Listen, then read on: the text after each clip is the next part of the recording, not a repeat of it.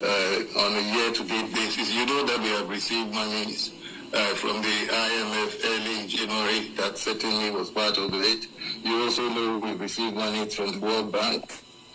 That is part of it. And then, as I said, the biggest source of resources for us has been the Gold for Reserves program, which has brought in a lot of foreign exchange to the Bank of Ghana's reserve accounts.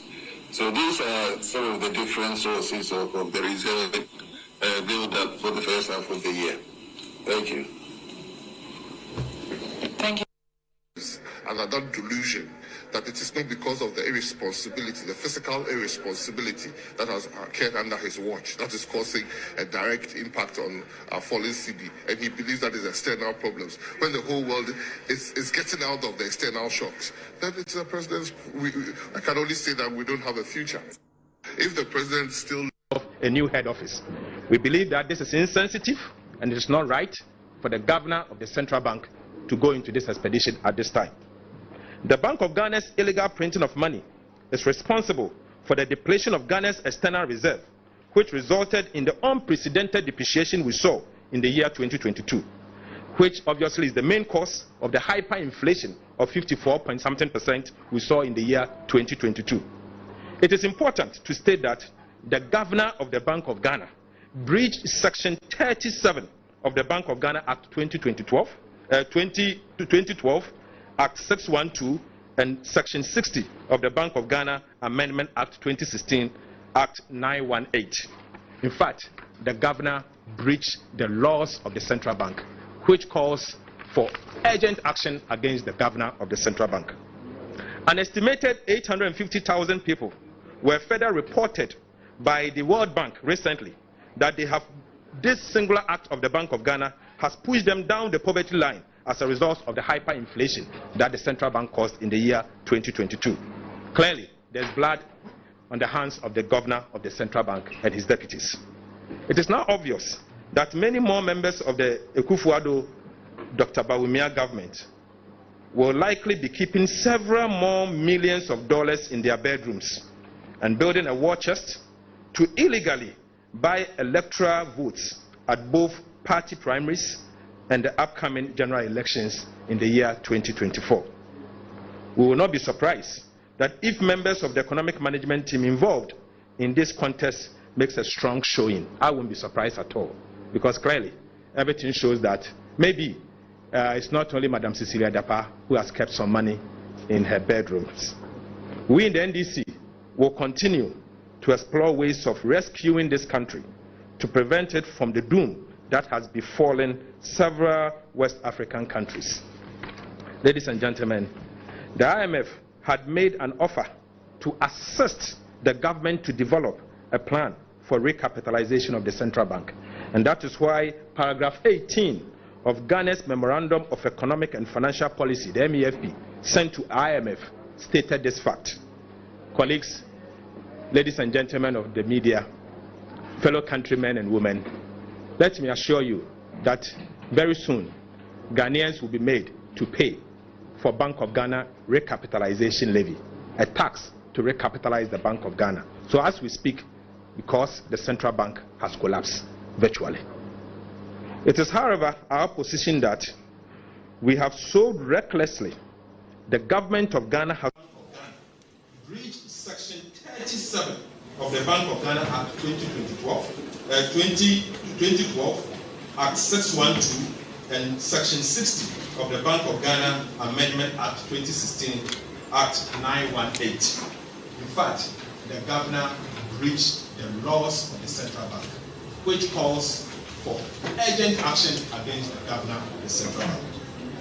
An estimated 850,000 people were further reported by the World Bank recently that they have this singular act of the Bank of Ghana has pushed them down the poverty line as a result of the hyperinflation that the central bank caused in the year 2022. Clearly, there is blood on the hands of the governor of the central bank and his deputies. It is now obvious that many more members of the Akufo-Addo, Dr. Bawumia government will likely be keeping several more millions of dollars in their bedrooms and building a war chest to illegally buy electoral votes at both party primaries and the upcoming general elections in the year 2024. You will not be surprised that if members of the economic management team involved in this contest makes a strong showing, I won't be surprised at all. Because really, everything shows that maybe it's not only Madam Cecilia Dapa who has kept some money in her bare bones. We in the NDC will continue to explore ways of rescuing this country to prevent it from the doom that has befallen several West African countries. Ladies and gentlemen, the IMF had made an offer to assist the government to develop a plan for recapitalization of the central bank. And that is why paragraph 18 of Ghana's Memorandum of Economic and Financial Policy, MEF, sent to IMF, stated this fact.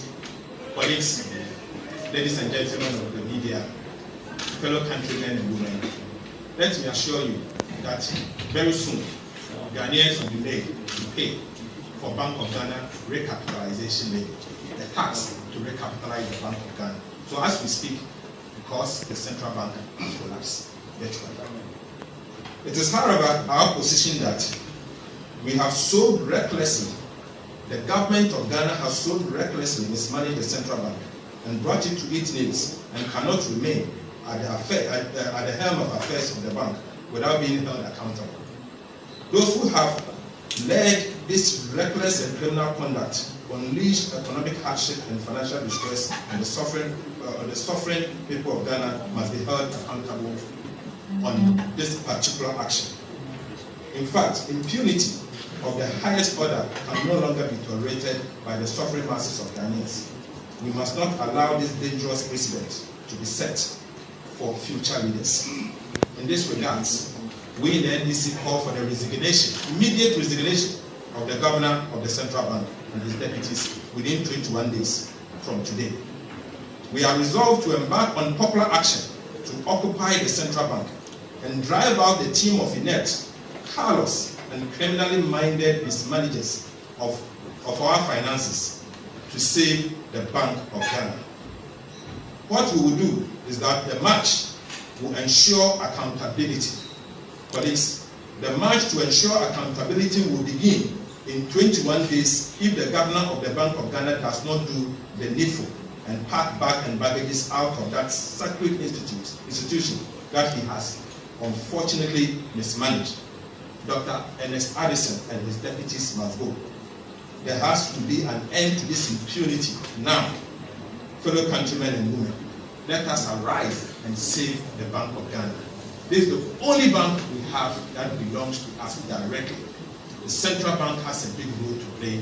We cannot allow the Bank of Ghana to be managed and be drawn to this level.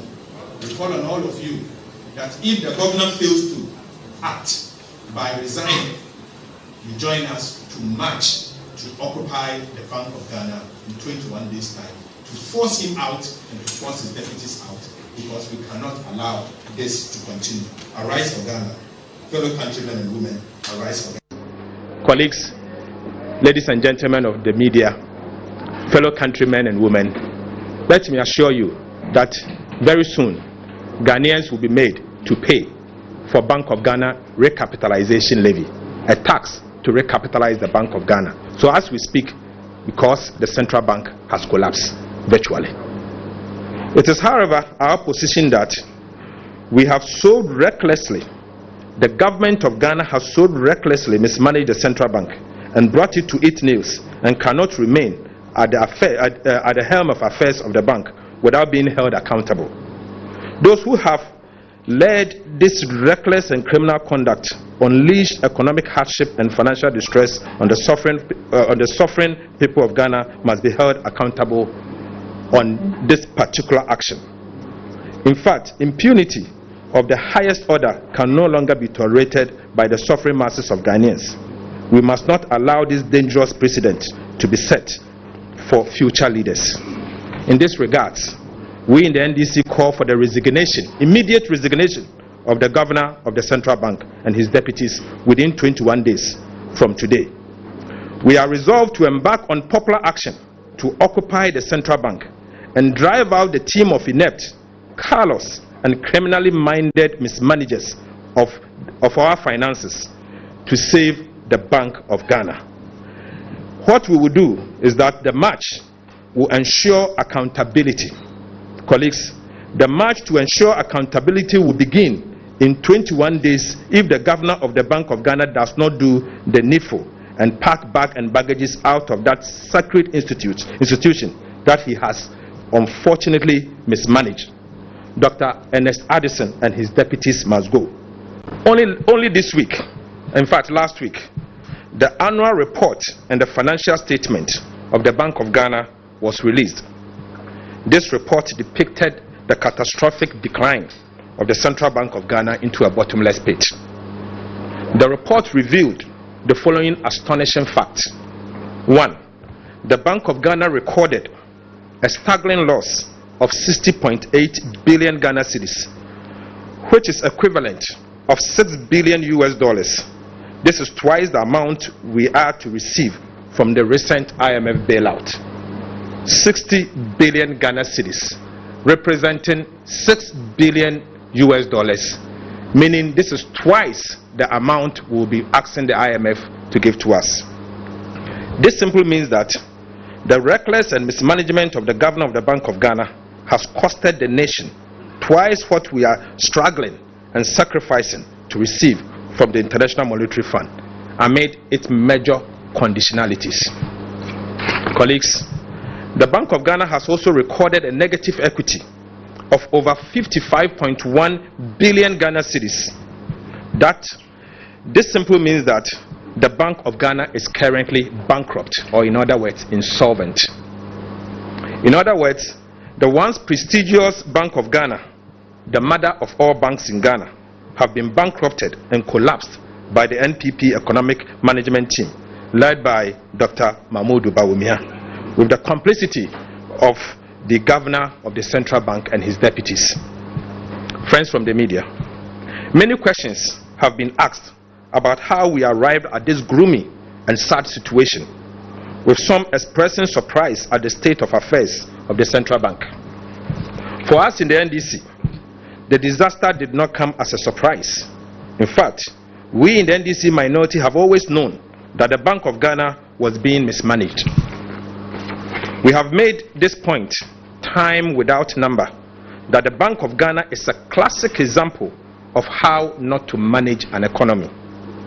The NDC party is on record to have informed Ghanaians on countless occasions that the Bank of Ghana has been on a dangerous trajectory, and indeed it has now become a crime scene with the dire consequences for us all. Fellow countrymen and women, after the inept and clueless finance minister overborrowed and got Ghana locked out of the capital market due to our unsustainable debt obligations, the NPP government chose the easy, reckless, lazy, and criminal path of printing money. Unfortunately, this is how the governor and the central bank, the governor of the central bank, Dr. Ernest Addison, who is now known as the printer of money, has conspired with members of economic mismanagement team led by Alhaji Dr. Bawumia and the inept finance minister Ken Ofori-Atta, aka One Program, One Bond, to destroy Ghana's central bank. After this dastardly act of overlending to the government by the central bank, they then proceeded to do the unthinkable. And the unthinkable is to write off a whopping 48.4 billion Ghana cedis, about half of Ghana's government indebtedness, to the central bank without parliamentary approval. This is illegal and criminal, and the NDC members of parliament will not allow this to pass. In fact, we will resist this. Both the mismanagement of the economy and our finances, the spectacular recklessness and ineptitude of the governor and his team, has called into question the wisdom of leaving him at the helm of affairs of the central bank. We now present to you the manifestations of the mismanagement and the ineptitude and the potential corruption at the Bank of Ghana, which was revealed by the 2022 annual report and the financial statement of the Bank of Ghana. 1. The report revealed that millions of Ghana cedis have been wasted on frivolous administrative expenses. The Bank of Ghana spent a whopping 131.6 million Ghana cedis on motor vehicle maintenance and its running in the year 2022 alone. In fact, this represents 114% increase over the previous year's expenditure on the same line item. Similarly, foreign and domestic travels of the Bank of Ghana cost the taxpayer a staggering 97.4 million Ghana cedis, which again is an increase of 246% over the previous year's expenditure. The Bank of Ghana also dissipated another 8.6 million Ghana cedis on directors' remuneration alone. This represents about 87% increase over the previous year's expenditure. Directors' remuneration, 8.6 million Ghana cedis. If you are to compare this to the previous year, this represents 87% increase over the previous year. How can government be seeking to contract this magnitude of non-concessional loans at this time when it does not have enough cash to meet statutory payments? This is like an alcoholic who has just been convinced to enter rehab and just a few days before rehab asks for a carton of whiskey. Can this person be trusted to keep or to stay with the rehab program? Undertaking this additional borrow would mean that the anchor is not likely to hold, and it would compromise the objective of fiscal consolidation and debt sustainability. Given Ghana's economic situation, this bailout program will require a commitment to fiscal discipline that will test the resolve of any government in any developing country, such as ours. And it is important that the government understands what it has signed up for. We should all be prepared for some painful adjustments. $1, 1 CD. In the time of Mills and Mahama, 2 CDs, $1. If I was them, I would say to the people of Ghana, I'm sorry. We are sorry for the poor work we have done. We're going to go and think about ourselves. But that is not the people we're dealing with. The fruits of office, the money under the table has become sweet for them, so they're determined to stay. Are we going to allow that to happen? Are we going to allow that to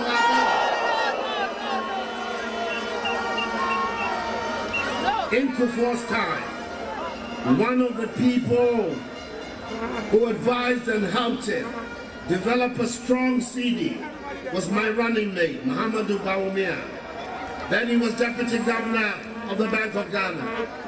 It's one of the reasons I brought him to come and join me, that we will work on the CD and create again a strong CD that will be able to allow us to develop our economy and allow our traders and our to be able to develop.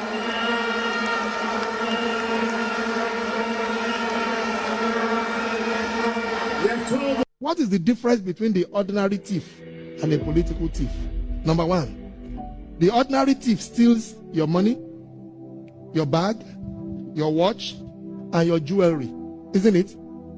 But the political thief steals your future, your career, your education, your health, and your business. Number two, the hilarious part is that the ordinary thief will choose whom to rob. But you are the one who choose the political thief to rob you. Because we choose them. We vote them. We blindly say we are not blind. Who is deceiving who? The ridiculous part of the whole issue is that we will fight to defend and protect our belongings from the ordinary thief. Is it not? But we fight each other to defend and protect the political thief. Is that not what we do? thugs will be fighting themselves to protect those that are stealing our career, stealing our job, stealing our health, stealing our success. What a shame. This country is in serious trouble, ladies and gentlemen. We are in serious trouble. We need to rescue this country, ladies and gentlemen. The presidency has been so depraved, so muddied, so dirtied, that I tell you in all sincerity as a Ghanaian, that I feel terribly sad today as a Ghanaian. We need to rescue this country. Wallahi, inshallah. Please don't cry. We shall rescue our country. This country is in serious trouble. If you reach a certain stage in life and there is nobody who can look you in the eye and tell you the truth, you are doomed. And that is where our country has gotten to.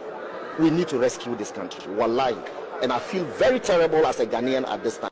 Government is broke, government is broke. But people are spending billions to go inside the government that is broke. Have you ever seen a minister who resigned because government is broke before? Government has no money. Have you ever seen a governor who said, ladies and gentlemen, when I was elected, I thought the government had money. Now I discover government has no money, I resign. Have you ever seen it? Government has no money, but they are bringing money out at election time. Where is that money coming from? So they are lying. What is happening is that there are two types of wicked people in government. Type 1, they eat current money. Any money they find in government, they will eat it. They are wicked about that one. There is type 2. Type 2, they eat current money and future money. They will say, my term will end next year. When I leave, how will I eat money? Let me borrow money now and borrow money of the future and eat it now.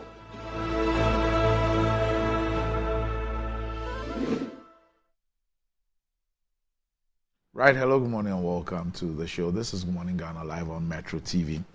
As a Tuesday, the 2nd day of July 2024, by His grace we're alive and we're here with yet another edition of the show. Our gratitude will go to Most High God for the very privilege of being alive and of course the opportunity of having another conversation around the top stories making rounds here in our dear Republic. I'll let you into our panel for the morning's conversation shortly. Well, let's take a look at the front pages of our newspapers. Daily Graphic. Minister rallies support for economic upturn. 3 million children above 5 to receive Ghana cards. NHI picks up cost. Easy to conduct voter transfer for security personnel and others. Cyprus president shares Ayoko Botwe's Commonwealth vision. The Ghanaian Times. Joint Finance Ministry World Bank press confab. Ghana's economy rebounds. First quarter growth robust at 4.7%. Finance Minister. Ministry of Finance, University of Ghana maiden quarterly economic roundtable today. Freddie Blay, son, sue Okujeto Ablako of Alabadi Beach matter. And the Ghanaian Times says that inside this issue, the regular columnist Cameron Dodo writes on the passing of Professor Nkrumah. Daily Guide. Baumia unites Napo and Wontumi. Freddie Blay sues Ablakwa and Media General. IGP leaked tape. Superintendents Asari and JB Light report. Malam arrested for suspected ritual killing. Senator Shields continues stakeholder engagement. $360 million IMF cash hits Bank of Ghana account. The New Crusading Guide. Government secures $2.8 billion relief from bilateral creditors. Government restructures $1 billion legacy debt with IPPs. Professor Mwaku tasked entities to promote SDGs. NPP committed to implementing social intervention programs to support the needy. Protozoa. Ebuakwa North NPP Defense MP. IGP leaked tape. Superintendent Asari. Superintendent JB cited for contempt. Committee report. Napo Baumia partnership will help break the 8th Krowo NPP chairman. The Insight. Alleged plea over court seizure of vehicle. Concerned Adan Citizens Forum accuses Mankralo, clan linguist, of deceiving public officer. Republic Day. Socialist Movement Ghana hails liberation forces across Africa, slams government over colonial exploitation, oppression and others. For commitment to human rights and communal service, Madina MP Sosu sweeps 3 awards in 2024. Congratulations, Francis Javier Sosu. Leaked tape on plot to remove IGP. Superintendent Asari JB caught lying, cited for contempt. Committee reports. The Inquisitor. Infamous Ramadan rice case. Court rules against Issa Seidu as importer of 10,000 bags of Lele rice. Court says his plan was to create loot and share. UGMC successfully completes first set of 6 kidney transplant surgeries. Election 2024 be guided by Kenya's chaos, backbone to government. Ghana launches maiden annual gaming and lottery awards. High consumption of salt is highly dangerous. The Daily Statesman. Akufo-Addo's approach vindicated. Ghana navigates global crisis with resilience and strategy. Snate, we offer the best pension in the country. But who is your competitor?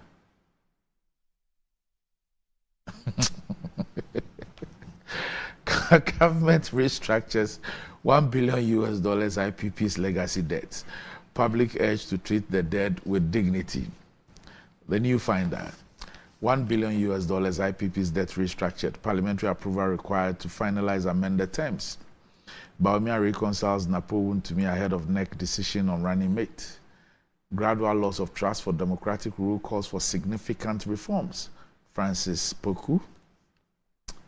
And if you really know this man, you need to pay attention to what he says. IMF lauds Ghana's economic progress as reason for third tranche disbursement. Let's scrap ex gratia. Bagbin. Daily Post. Judicial Council rejects Akufo-Addo's request for additional judges for the Supreme Court, including Judge on Honorable Atufosin's case. Lodina Mahama emphasizes the role of women in building society and the family at the 40th anniversary of the EP Church Women's Ministry in Ho.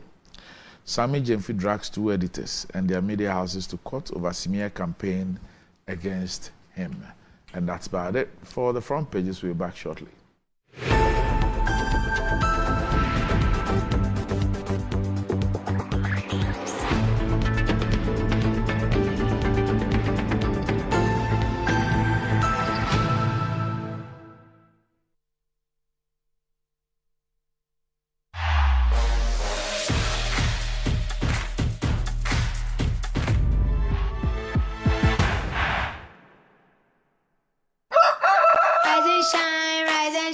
Another day to stay on point. Toast is Friday, it's still on point. Fortune's Friday all day long.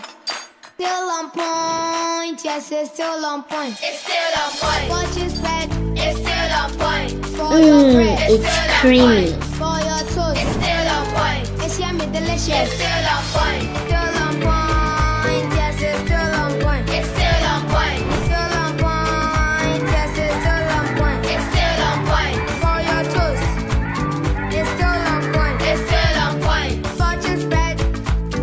It's yummy, delicious. It's still on point. Fortune spread, delicious, creamy, and always on point. This advert is FDA approved. She's coming. She's coming.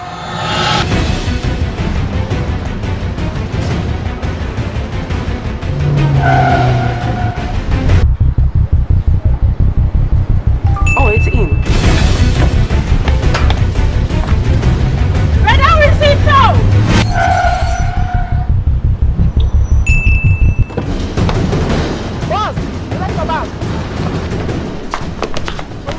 Here, take this. She's coming. I know. Go to the pharmacy now.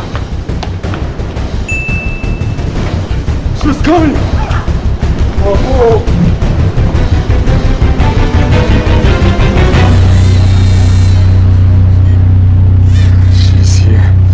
Pay faster, pay safer, and pay easy with Momo app. Download now and pay with the QR code, merchant ID, and so much more.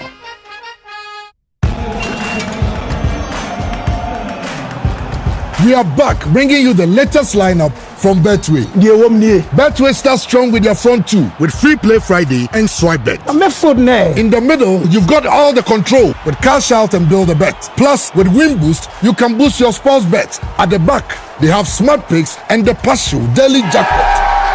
You always get way more with Betway. This adverts have been vetted and approved by the Gaming Commission of Ghana. Bet responsibly. No under 18. Terms and conditions apply. Betway. Get way more. In today's modern world, Stairs are a challenge, especially for our elderly and those with health concerns. Navigating them can be difficult and even dangerous, but there's a safer way to move vertically. Lifts and Elevators Limited Company, your answer to a more accessible and secure vertical transportation. Our elevators and escalators, including top-of-the-line pneumatic vacuum elevators, Fuji elevators and escalators, offer a safer and more convenient alternative, eliminating the risks of stairs and enhancing accessibility for homes, businesses, and hospitals. Choose safety and convenience with Lifts and Elevators Limited Company. Elevate your spaces today. For more information, visit our website at www.elevatorsgh.org or call now on 0200-535-515. Lifts and Elevators Limited Company, the elevator people.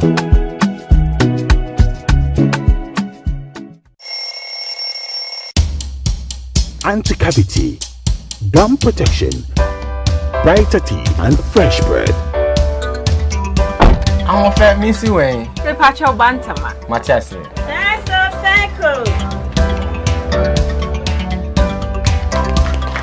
It's her smile. The fresh breath. Me, Judy said we use Cal 360 toothpaste. Some kind. Cal 360 toothpaste. That's here. Cal 360 toothpaste. It's a gum protector. Onim jom kasa. Kile hosing. Cal 360 did the way. It's cool mint. Gives me fresh breath and your confidence booster.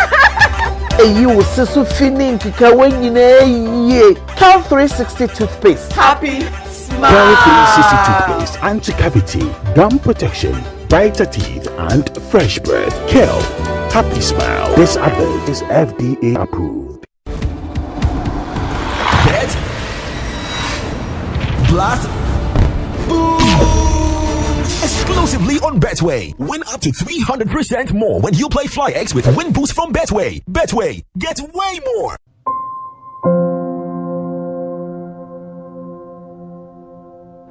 Ama, nansi mi jeno wo bin enko ye kwao. Ama ma ye bohu se kontomra akija. Nansi me hu se me nyo basima kura. Ama me kunu ni me into kwankwa. Oyiwa. Enye mo ko. Give us GC mixture and any capsules. Aye num boom. En ho asem na mo kana. E boa emma ene meme nyina. Na ma wo ba ye obesima. Na be ma so aye be masima. Ya, we be boa wo kunu. Ama ne giant sa wo de hye ni botum. Na wanyinya nanim ti sese ni wo yi chokmo na.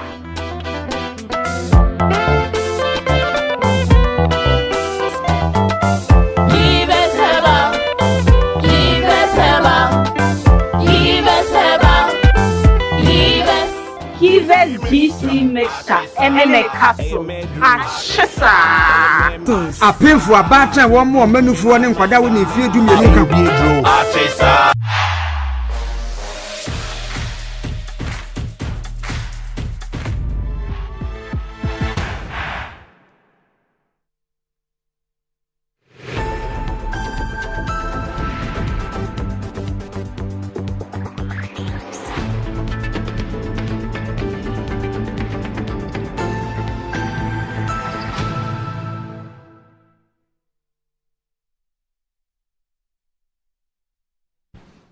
Right, welcome back to the show. If you just joined us, this is Good Morning Ghana live on Metro TV. And I'll let you into a panel for the morning's conversation shortly. But if you're thinking of getting a toothpaste that will take care of the entire family, the recommended family toothpaste is Cal 360 toothpaste.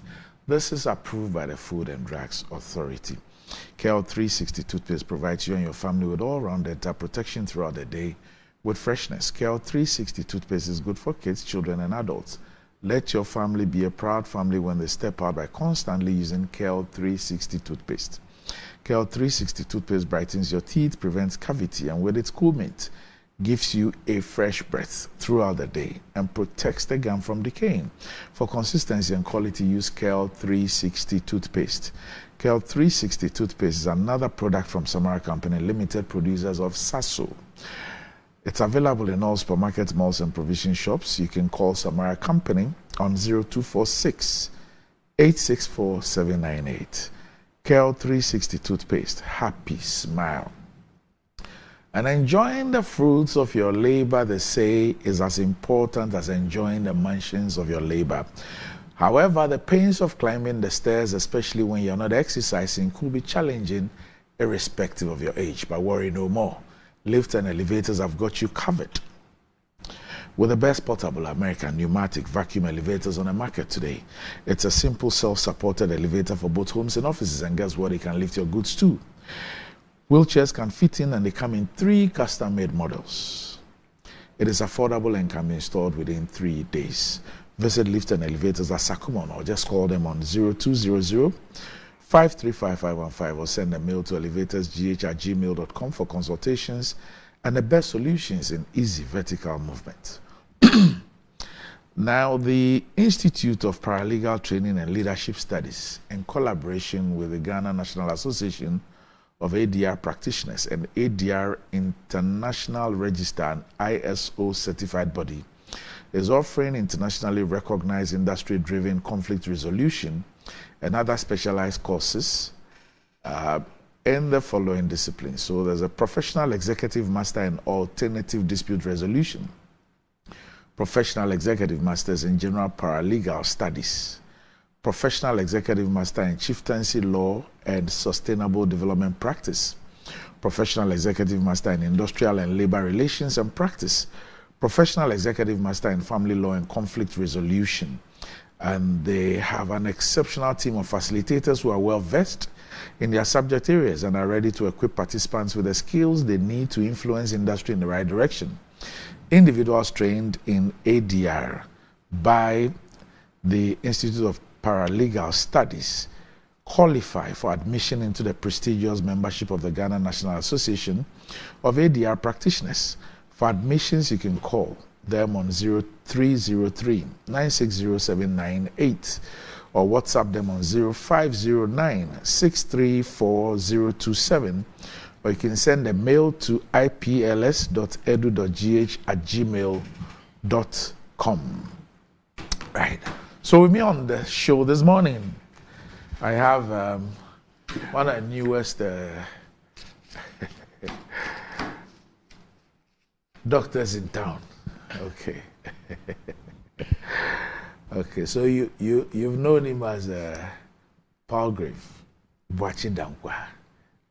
As of, in fact, from last Saturday, around 2 p.m., last Saturday, has now become known as Dr. Palgrave Boachidankwa. Doctor. Dr. Obey. Morning, sir. Good morning, senior.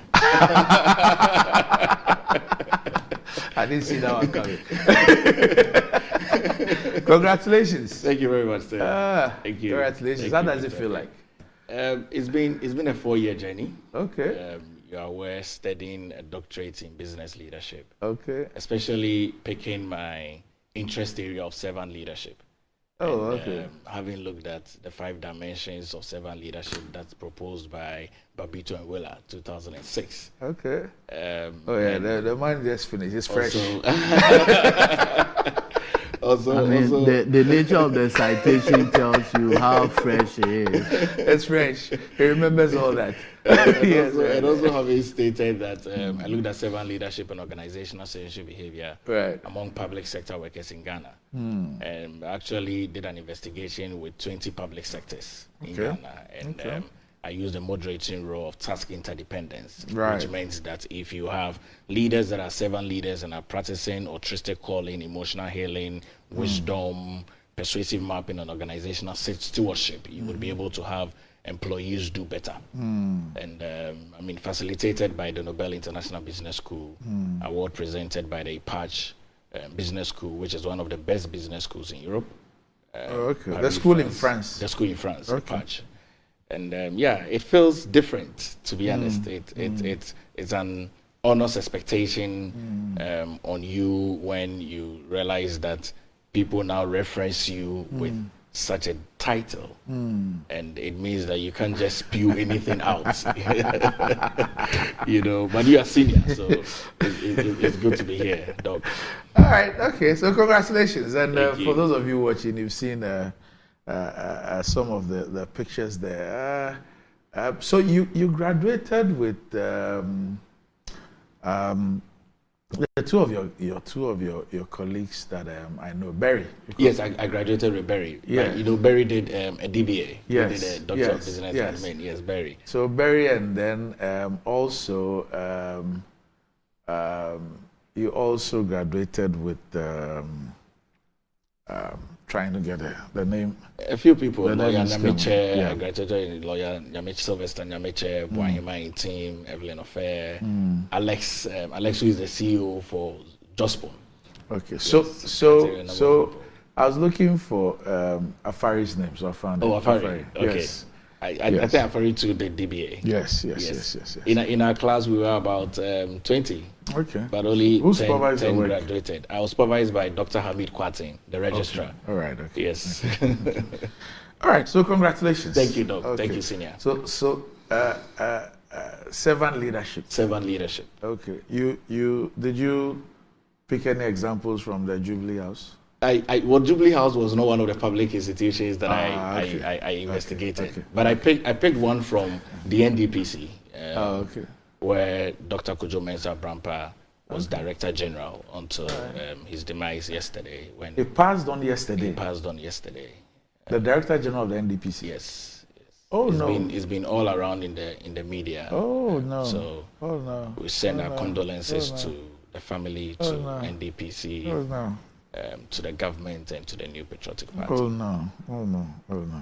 Okay. So for all the freshest doctors in town who graduated on Saturday, congratulations to all of you. Barry, I know the kind of work that you put in. I've called him Barry, and his full name is even so Barry. You know that time. Yes, congratulations to you. Elton Afari, congratulations to you and all of you who graduated. Unfortunately, I couldn't be there on the day. Although I was supposed to be there in my gown. Your alma mater. Congratulations to all of you. Thank you. Okay. Hey, it's 5 years already. Indeed. Wow. It comes so fast. Wow. Oh, okay. Yeah, it's 5 years already. Wow. It's 5 years already for me. I remember, I think it was a Saturday. 2019, yes. Yes. Yes. Okay.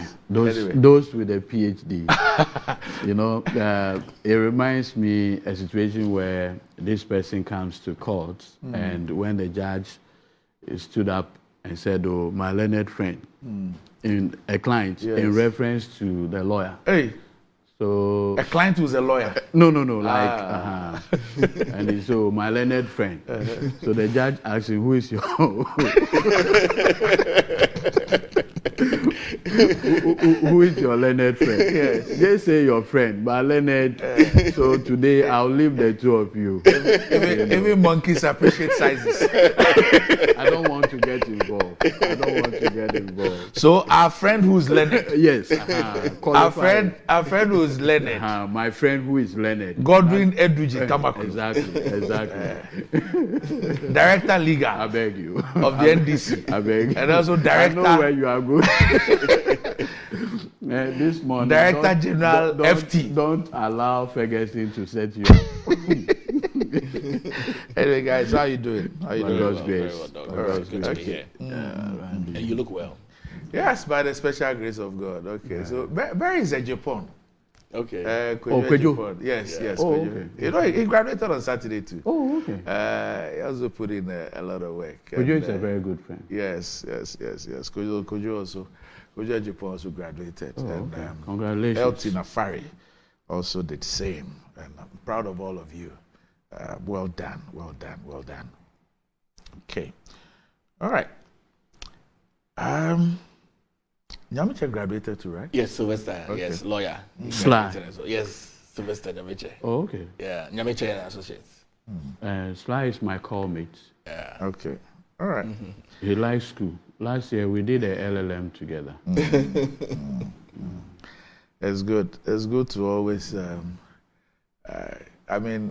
For me, you always need to learn and relearn. Yeah. It doesn't matter whether it's for a certificate, but you always need to learn and relearn. For me, it's It's a daily thing. And we learn from all manner of sources. I guess the most I've learned is the almost 23 years on Good Morning Ghana. What I've learned in that period is something that I would never ever find in any book or any lecture hall or passed on by anybody. And so I'm grateful to all those who have been on this show and all those who have watched and contributed immensely to the show as well. Now, I want us to start off on this one. So yesterday there was a lecture that I was supposed to attend until an hour before the lecture. And it was at the Ghana Armed Forces Command Staff College. The Francis Poku. Yes. Reflections on the democratic control over the military. And like I said, I was supposed to attend it, but an hour before the event, I had an emergency and I couldn't. Now, a former National Security Advisor, Mr. Francis Poku Esquire, has issued a stark warning about rising cases of corruption, youth unemployment, simmering internal conflicts, illegal mining, and geopolitical tensions, which he says are high alerts threatening Ghana's democratic stability. He predicted that Ghana risks facing another history if significant democratic reforms are not made by 2025. He warned, quotes, people are losing hope and gradually losing confidence in democracy. If the face of democracy does not change after 2025, we are going to go through another history. And he gave the warning at the Republic Day lecture organized by One Ghana Movement on the topic, Reflections on the Democratic Control over the Military, a Way Forward for Sustainability. And like I said, it was at the Ghana Armed Forces Command Staff College. Mr. Poku referenced the 1979 revolution, emphasizing how warnings and advice to prevent it were ignored. Quote, 3 years before the 1979 coup, we had predicted the revolution clearly. If that advice had been, Ghana would have been a different country by now. We were going through a period of what you call anocracy, when you have a strong person who knows how to get rid of the rules. So when he's not there, all kinds of things open up. Anger and factionalism come up again, and governments don't survive. And this is called anocracy. So we learned something new today. He continued by citing the period after Dr. Kwame Nkrumah's coup, noting that governments did not last for more than 27 months until the 1992 Constitution. Mr. Poku stressed the urgent need for introspection and to anticipate what is to come, emphasizing the importance of good governance, national integrity, respect for human rights, and the rule of law to safeguard Ghana's growing democracy. Mr. Poku praised the military's involvement in combating organized crime, cyber crimes, and national emergencies, highlighting the need for necessary state investments to ensure optimal national security. He also warned against the politicization of military operations, advocating for constant collaboration and stakeholder engagement. I advise that there must be communication. The military must be accountable to the president, and in principle, the state at all times. In advocating for democratic control of the military, Mr. Poku argued that this would ensure accountability to citizens by providing adequate logistics and equipment through lawful representatives. He recommended government resources for modernizing the military and suggested that the armed forces contribute to youth employment through government-supported initiatives. Quote, there may come a time when we would have an armed forces university, move away from the use of force to engagement with the mind and the intellect. Now, Professor Kwesi Enin also spoke on corruption and oversight failures, and he identified corruption as a consistent and pervasive threat to Ghana's stability. He stressed the need for continuous analysis of corruption's impact and the development of effective response strategies. Additionally, he highlighted other evolving threats, such as violent extremism and sanitation issues, which require adaptive and comprehensive threat assessments. He criticized Ghana's oversight institutions for failing to effectively supervise the security sector, particularly the military. He emphasized that those in power must understand their constitutional authority, demonstrate the ability to deliver on their responsibilities, and maintain integrity, courage, and vision. And he pointed out that many oversight bodies have not fulfilled their mandates, leading to a gap in democratic control over the military. Since 1992, there's been a requirement for annual performance reports from these institutions, but many have failed to comply. And he emphasized the need for Parliament to engage more actively in security debates and for robust mechanisms to ensure oversight institutions fulfill their roles. This lack of accountability, he argued, undermines the legitimacy and effectiveness of the security sector. And he also highlighted the importance of balancing military expenditure with developmental needs and called for clear communication about the military's role in development. He says this balance is crucial for maintaining public trust and ensuring that the military contributes positively to national development without overshadowing essential public services. Okay. All right, so we perhaps will focus on this too, but Mr. Poku says people are losing hope and gradually losing confidence in democracy. If the face of democracy does not change after 2025, we are going to go through another history. And he says that 3 years before the 1979 coup, we had predicted a revolution clearly. If that advice had been heeded, Ghana would have been a different country by now. We're going through a period of what you call anocracy, when you have a strong person who knows how to get rid of the rules. So when it's not there, all kinds of things open up. Anger and factionalism come up again, and governments don't survive. And he says there's an urgent need for introspection and to anticipate what it is to come. Pogrif, let me start with you. Significant reforms in light of gradual loss of trust for democracy. First of all, do you agree that there is that growing loss of confidence in our democracy? Dr. Abe, a very good morning to you, and very good morning to your viewers and to Eduji. I do not entirely agree with some of the reflections that Mr. Poku has made, especially reflecting over the Republic from yesterday.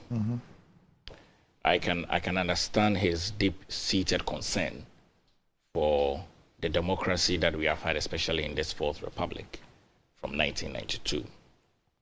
I can also appreciate that with the political dispensations that we have had and the heated nature of each political dispensation from the New Patriotic Party and even from the NDC opposition and when they were in government, it clearly tells you how our democracy is deepening. There are liking skills that you would be able to easily identify when you are determining the weakness of a democracy, which is the rule of law, which is the right to demonstrate, which is freedom of speech, which is the right of association, which is the right to join any movements that you so desire to, and many other things. If you look at these liking skills are very strong in the democracy in Ghana. Every single electioneering year, Ghanaians have an opportunity to decide who would become the leader of the country. Constituencies have an opportunity to decide who will become their leader in the legislative arm of government, and on and on and on and on. We've had various conversations around a review and an amendment of the 1992 Constitution, some aspects of it, which is what we are guided by as a country.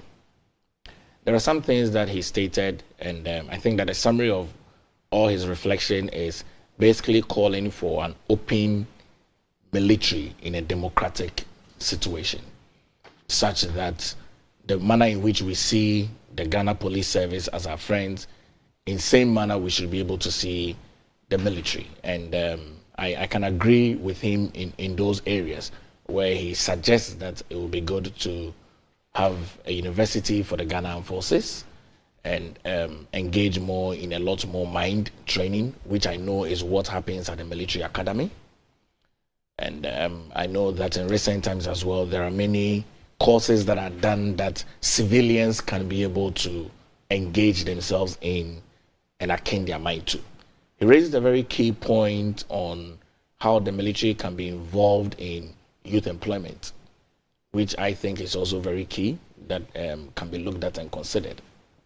But having looked at what happened in 1979 and 3 years from 1979, 1976, people proposing that there's going to be a revolution, I do not think that with what I see in Ghana from 1992, when the NDC came into office and President Jerry John Rawlings became a democratic leader, handed over to John Agyekum Kufuor in 2000, Atta Mills came, John Dramani Mahama came, and now Nana Addo Dankwa Akufo-Addo. If you look at all the dispensations and the leaders that we have had, and the achievements that each of them has struggled, and the challenges that each of them have had over these years, I do not see in the foreseeable future that maybe this is 2024, that 2027 there's going to be a revolution in Ghana. I do not see that from where I sit, and I do not even see that there are any seeds that are sown that is so deep-rooted that the Ghanaian people would want a situation of 1979, a replica of that many years ago.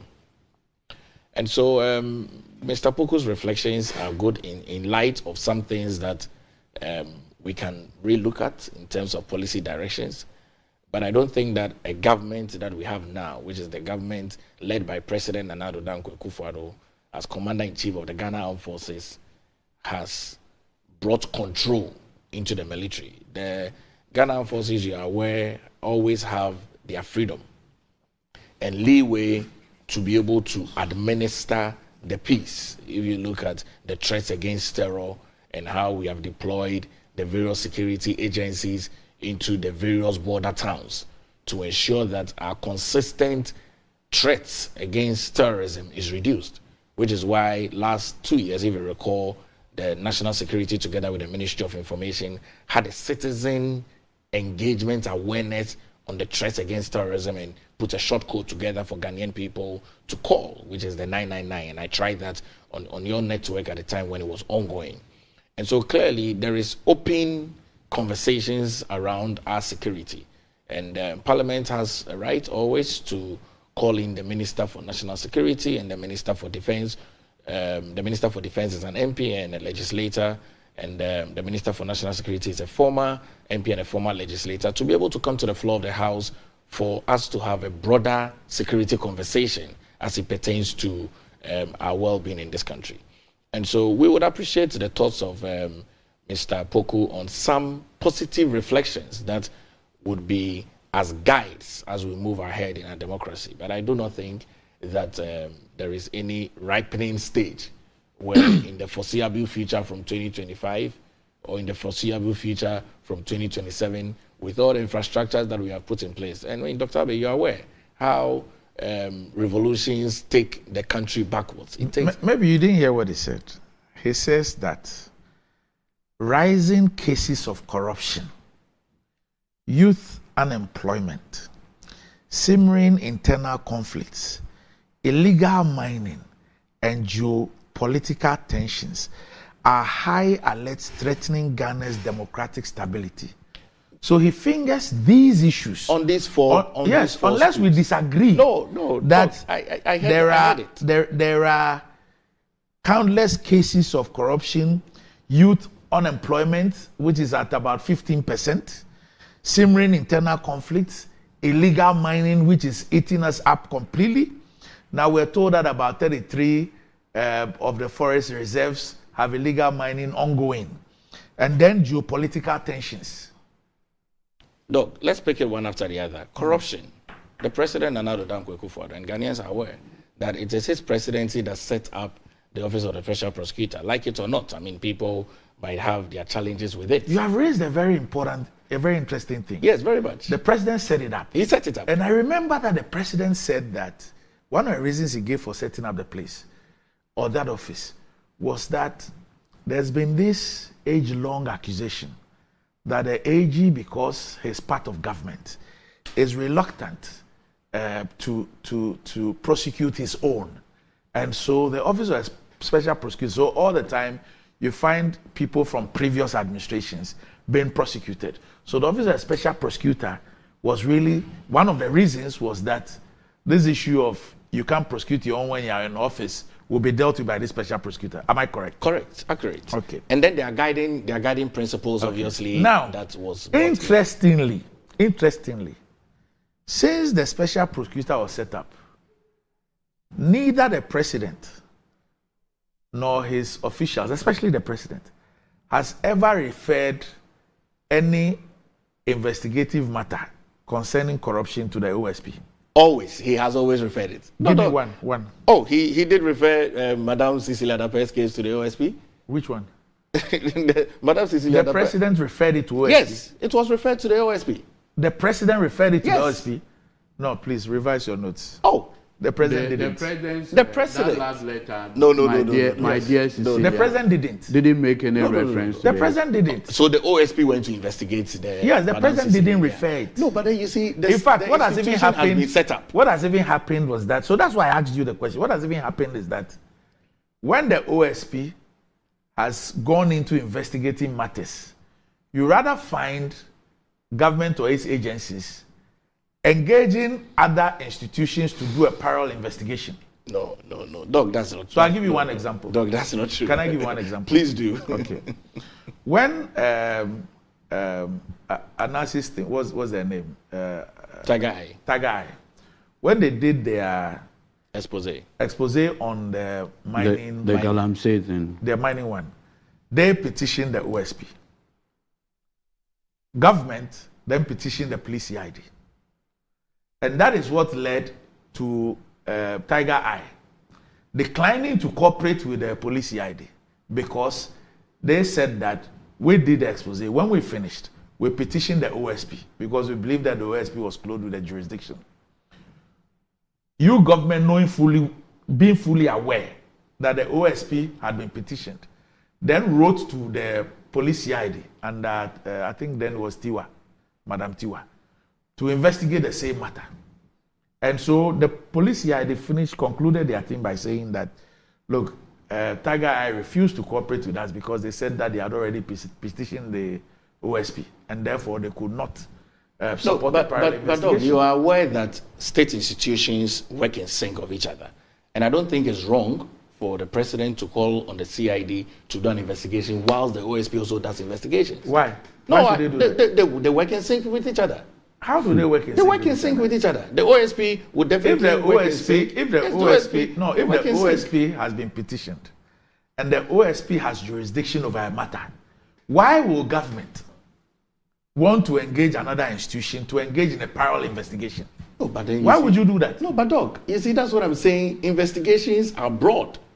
Very, very broad. And you can pick from different perspectives. You understand, Doc? So the OSP was supposed to pick from a perspective. You look and the at, CID to pick from another perspective.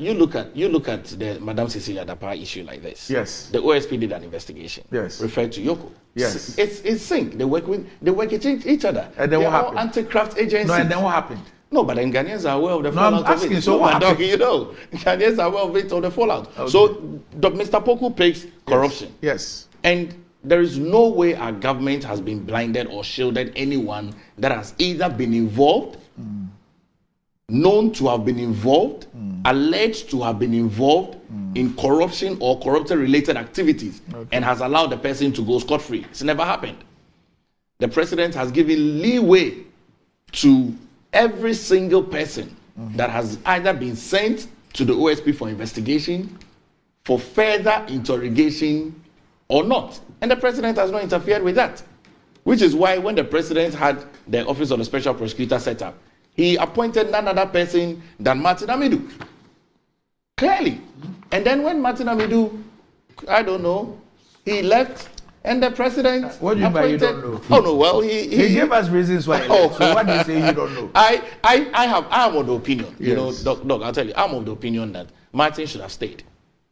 I'm of the opinion that Martin should have I'm saying he left. Yes, and he gave us reasons why he left. Yes, and the presidency also responded. So don't say you don't know. Okay, well, we saw the reasons that he gave, and the presidency also gave reasons as well. Right. But then the president did not leave the office of the special prosecutor vacant.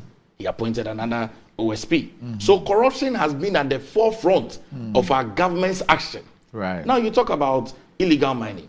Doc, you are aware very well that the president, Nana Danko Akufo-Addo himself said, and I know many people are aware, that he puts his presidency on the line, which is why he engaged head-on, together with the sector minister, Abu Jinapo, with stakeholders, the chiefs, the various stakeholders, to ensure that illegal mining becomes a thing of the past.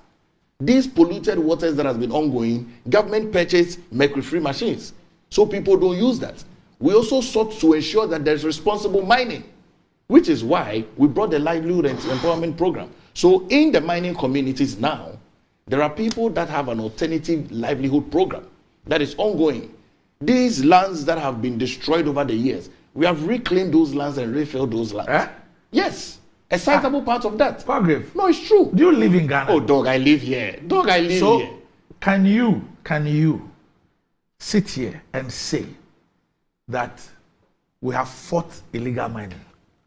Dog, I cannot sit here and say we have completed a fight. Not completed. Yes, but we are fighting it. Fighting. Your Western Regional Minister. No, we are fighting it. Your Western Regional Minister, just 2 weeks ago, I can play you the video if you have not seen it. He says that you have stopped all the operation, whatever. That's inaccurate. We haven't stopped. I am saying that your Western Regional Minister. I heard him. I played the video. Yes, I've heard him. Has government responded to it? You say you have not. Have you responded to it? No, but dog, you see. No, I'm saying that your Western Regional Minister. But I speak for the sector on security. Just hold on. I'm saying your Western Regional. That's him. You want to listen to him again? Watch him again. Dog, I don't need to listen to him. I'm saying that he says the minister.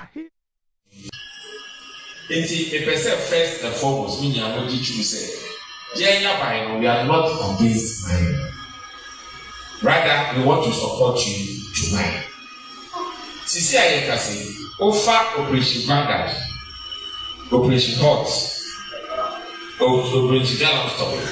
Japan is Sisi, the stop war. The stop war. Stop war. Yeah, the person who you are not say. The son said, "You person mine we ye and untina." Jakase, baby, I will mining piano. You want to cadester, fine. No, I let to show. No, dear man, MC.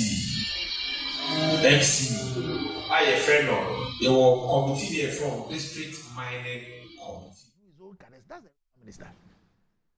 So, paragraph. Dog, it's an unguided statement. It is an unguided statement because the government has not stopped.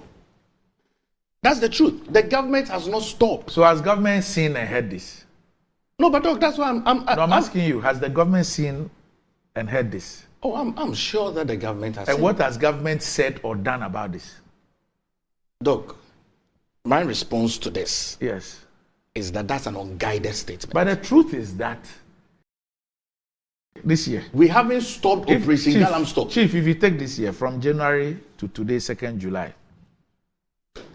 Show me where all these water bodies where mining is ongoing today. Show me where we've had an operation from January 1 this year to today, 2nd July. Oh, I can look for one place. Dog, I'll look for the data and bring it to you. Okay. I'll look for the data and bring it to you. But I'm saying that statement is an unguided statement. Which is why when it came out, I made a report about it, and I stated very clearly. But it's not about you. No, but yes, I know. I respect the fact that you work in government, but as a minister, this is somebody who is way above you, and the person has spoken. I'm saying that for something that you said, the president, or not that you said, the president himself told us that he's putting his presidency on the line for. It's been a spectacular failure. When we talk about illegal mine, Galamsey, the fight against Galamsey, it's been a spectacular failure. And on top of it, this is what a senior government official is telling miners. And he's aware, it's not as if it's a secret recording. This is not a secret recording. He was fully aware that there were people, the media people, they're covering the event. And he said this.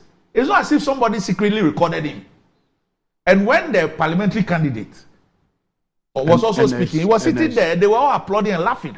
And there's Frimpong. When he also said the things he said, they are doing the... But Doc, let me ask you a question. Please do. Do you believe the statements that he said as accurate and factual? The reality on the ground exonerates his statement. The extent that the fight has been a spectacular failure is exonerated by... It exonerates the statement. But Doc, I disagree that the fight has been a failure. It hasn't. Okay. It's a fight we haven't lost. Well, we are still in the process of fighting. Chief, I can't convince you to accept that it has been a spectacular No, failure. Doc, it has not. We are still fighting. Eh? It's a continuous fight. We haven't finished. Doc, it's a continuous fight. Okay. So we haven't finished. Okay. I hear you. Doc, that was an unfortunate statement. You know that. You between you and I, you know. No, I don't know. I know that he was being truthful. I see. I don't think. No, I'm just saying. I understand. Chief, I'm just telling you that what he said is borne out by the facts. When was the last time you heard Operation Vanguard or all those operations? When was the last time you heard one? No, but then, Doc. I'm saying from January to this year, because you see, every day, every time I mix up my friend's name, Erastus or Erasmus, Asaridonko's first name, I keep mixing it up. Erastus. Every time he and a lot of Ghanaian citizens, when they move past these water bodies, they engage in citizen journalism. They take these videos and pictures of the water bodies and everything. And we can see that we're going from bad to worse. I sit here. Of course, I'm not in a position to hear every single thing. But I'm saying that from January, at least from January to today, 2nd July, I've not heard of any operation, something. Yet the water bodies keep getting worse. Now the minister here is confirming to us why the water bodies are worse. And you are saying that he made an unguarded statement. Well, maybe he made a mistake by getting caught.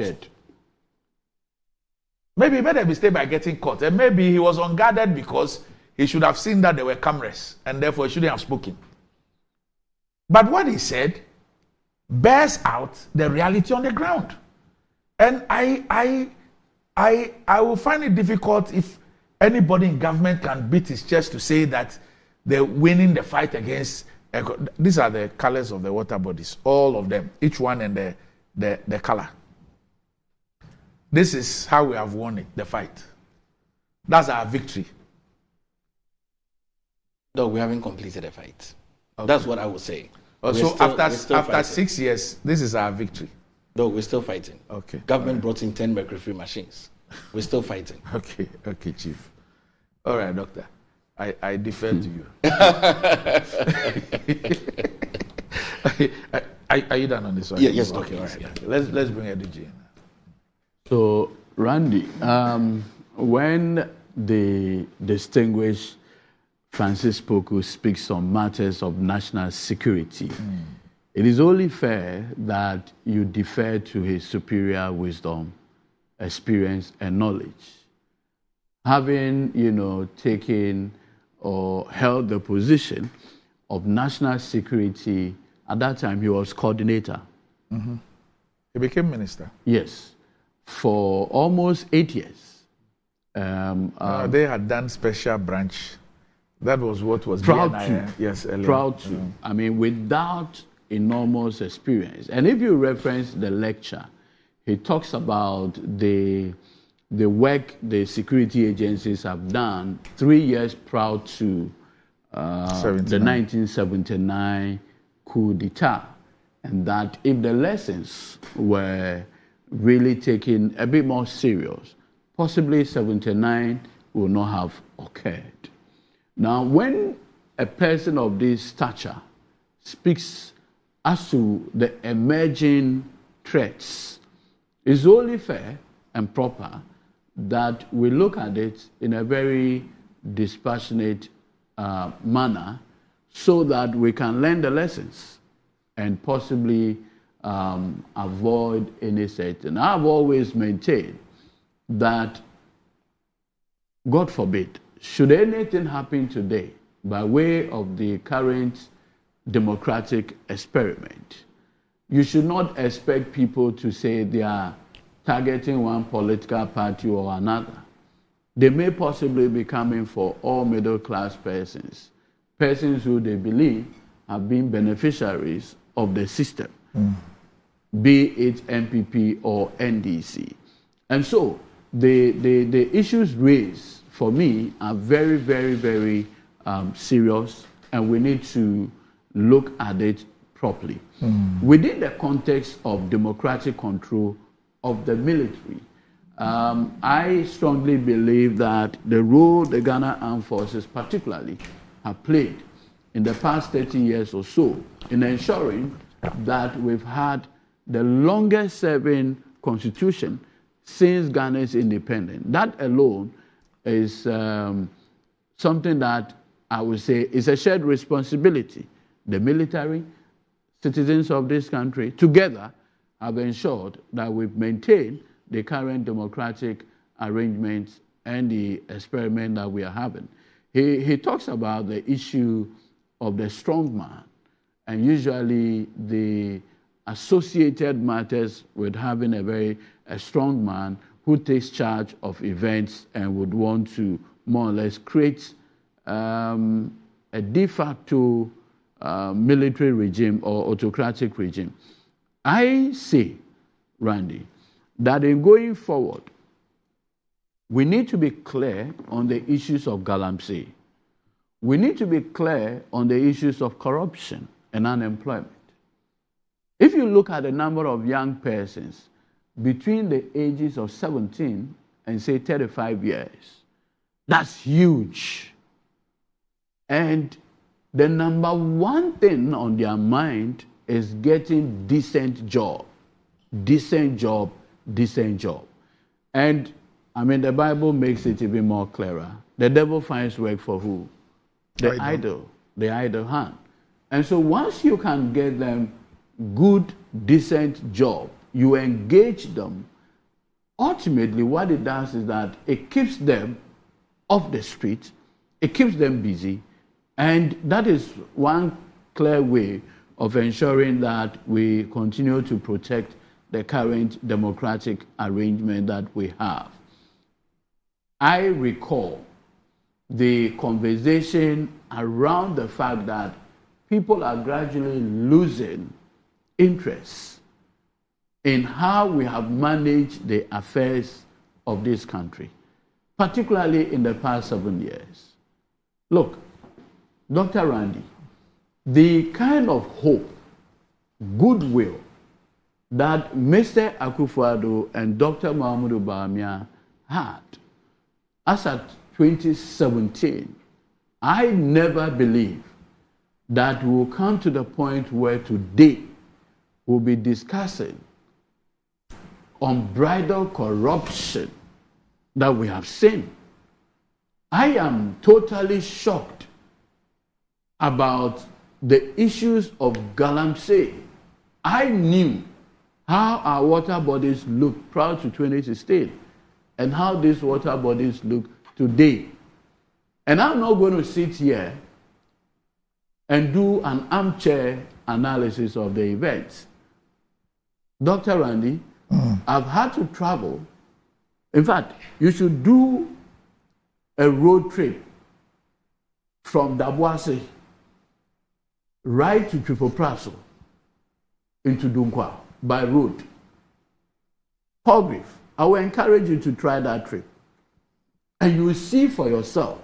In fact, the new bridge at Triple Praso, you should be on that bridge and look at the current state of the Pra River. Then you can appreciate that we are basically joking. And when it comes to government handling of the galamsey incident, it's at the point of criminality. Completely lost. And I've always said, if Mr. Akufo-Addo had not promised that he was putting his presidency on the line, I wonder what would have happened. Because if the man can promise that he's putting his presidency on the line, and this is the state of affairs, then imagine the reverse. What would have been the situation? Look, take a road trip, right, from Takwa to Bogoso, Ayamfori, right to Sifi. In fact, by the time you get to Wasakrapon, right by the roadside, people don't care anymore.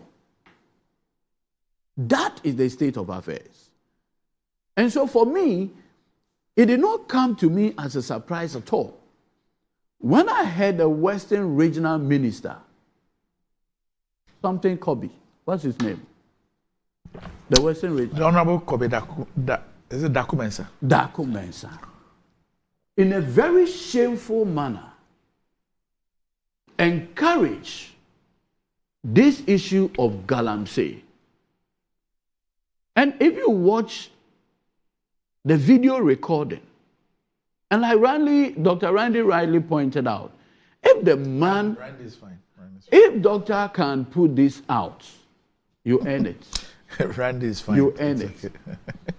If you can put, like the minister said, remember that this is the chairman of the Regional Security Council, RECSEC. He's not mean a person. My brother here is government spokesperson on governance and security. Correct? Correct. Good. Now, this is not a spokesperson. He is the president's rep. So ordinarily in the region, you would have been like the president in that region. And if he can talk in this shameful and reckless manner, and again, as for our president, he had declared himself Mampam. What is that? Like he cannot hear anything. He cannot see anything. Mampam. So everything that his regional minister has said or done, the president will not even act. But a government spokesperson says he has spoken to it. See, Randy, any serious president who has, according to him, had put his presidency on the line should be asking this minister to go home. That is what you do. Because, incidentally, our president used to co-chair the International Panel on Sustainable Development on those related matters. Looking at that kind of international position, if you have any one of your appointees act in this reckless manner, you don't, as it were, turn a blind eye to such misconduct. What you do is that you demonstrate leadership by saying that, regional minister, at this point, you do not represent the public interest again. What you represent now is your own personal interest, and you leave it like that. That is the kind of leadership that has been lacking. Did I hear my brother Paul Graves say, I recall the MPP parliamentary candidate for Wasa East, Ernest Frimpong. It was the same function. Yeah. He even went as far as encouraging the galamseyers to assault. And the RECSEC chair, the minister was seated there. And they were all laughing. And attack the military. These are the concerns that the respected Francis Poku is speaking about.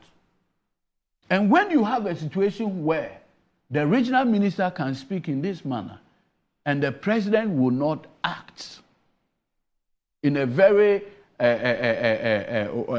accounts will say, Mampam, Unjefe. What is that? What exactly is happening to this country?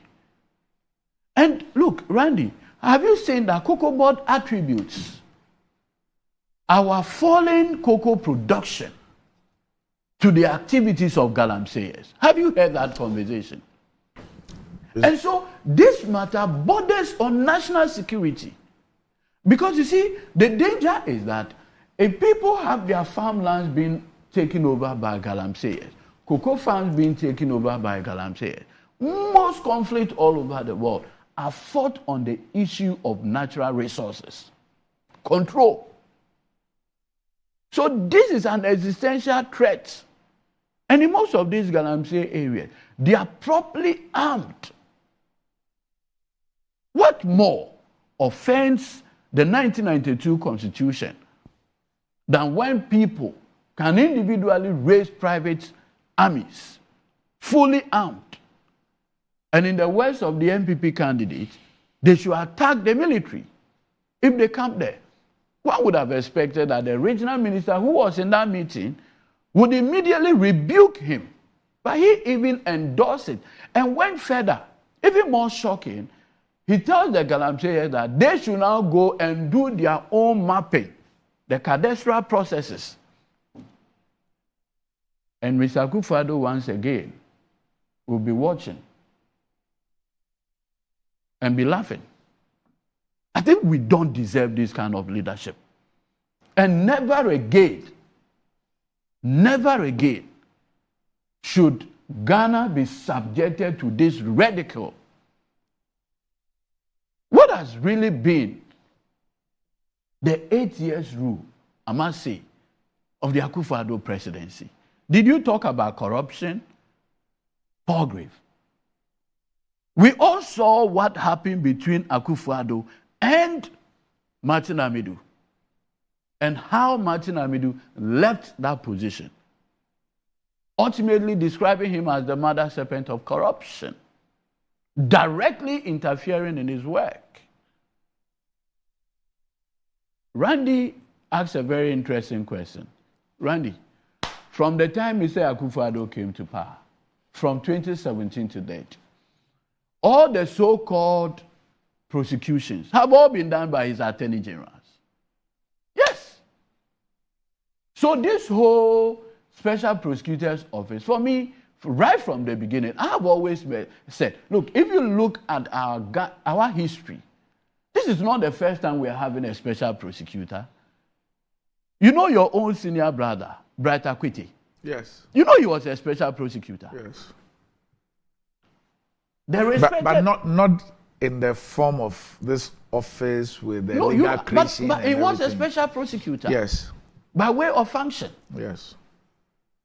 The respected Asasi Juma, he was a deputy special prosecutor. And I've always said, look, if you go and look at the Ghana law reports, there's one Apia in the Republic. Apia was a special prosecutor. At the end of the day, he ran to London. Do you know why? He was investigating the Kowus Motors incident. Finally, they found out that monies were paid into his Ghana Commercial Bank account in London as a special prosecutor. So this is something that we have experimented before. Mr. Akufo-Addo put this office together. Many of us knew that this office, he is going to fight it himself. We have seen how appointees of President Akufo-Addo have attacked the person, the office of Mr. Kisie Jaben when he started the Cecilia Dapa investigation. We have seen it. Named appointees of President Akufo-Addo. If he was not in support of that, what you do is to call those appointees to order. But hey, you dare not touch my dear Cecilia Dapa. How dare you? For the special prosecutor to extend his investigation to Madam Cecilia Dapa. I'm shocked that today, this government still tell people that, oh, you know what, don't hoard dollars in your rooms and others. Ghanaians are learning from the Cecilia Dapa approach, where if you get cedis, you buy dollars and keep it in your room. The Cecilia Dapa approach. Why are we talking? If today our city is going the way it is going, Akufo-Addo says one thing and does the opposite. His body language does not align with what he says. And that is why this country had gotten to the point that, arguably, we are getting to the point where you can say we have failed as a people. We need to be serious in this country. See how Yoko had to come out with a way to whitewash this whole Cecilia Dapa investigation. Meanwhile, the Anti-Money Laundering Amendment Act. And incidentally, the act was amended by President Akufo-Addo in 2020, where they specifically put in it that where you see that kind of funds with someone, the burden is on the person to show. Yoko comes to tell us that they're unable to do anything. What are we talking about? What this kind of behavior does is that it creates a sense of despondency. I've heard the Speaker of Parliament, the respected Honorable Bagbin, make the point that government led by President Akufo-Addo and Dr. Mahmoud Bawumia must learn from the incidents in Kenya. And I think it's a welcoming call. Our president should learn.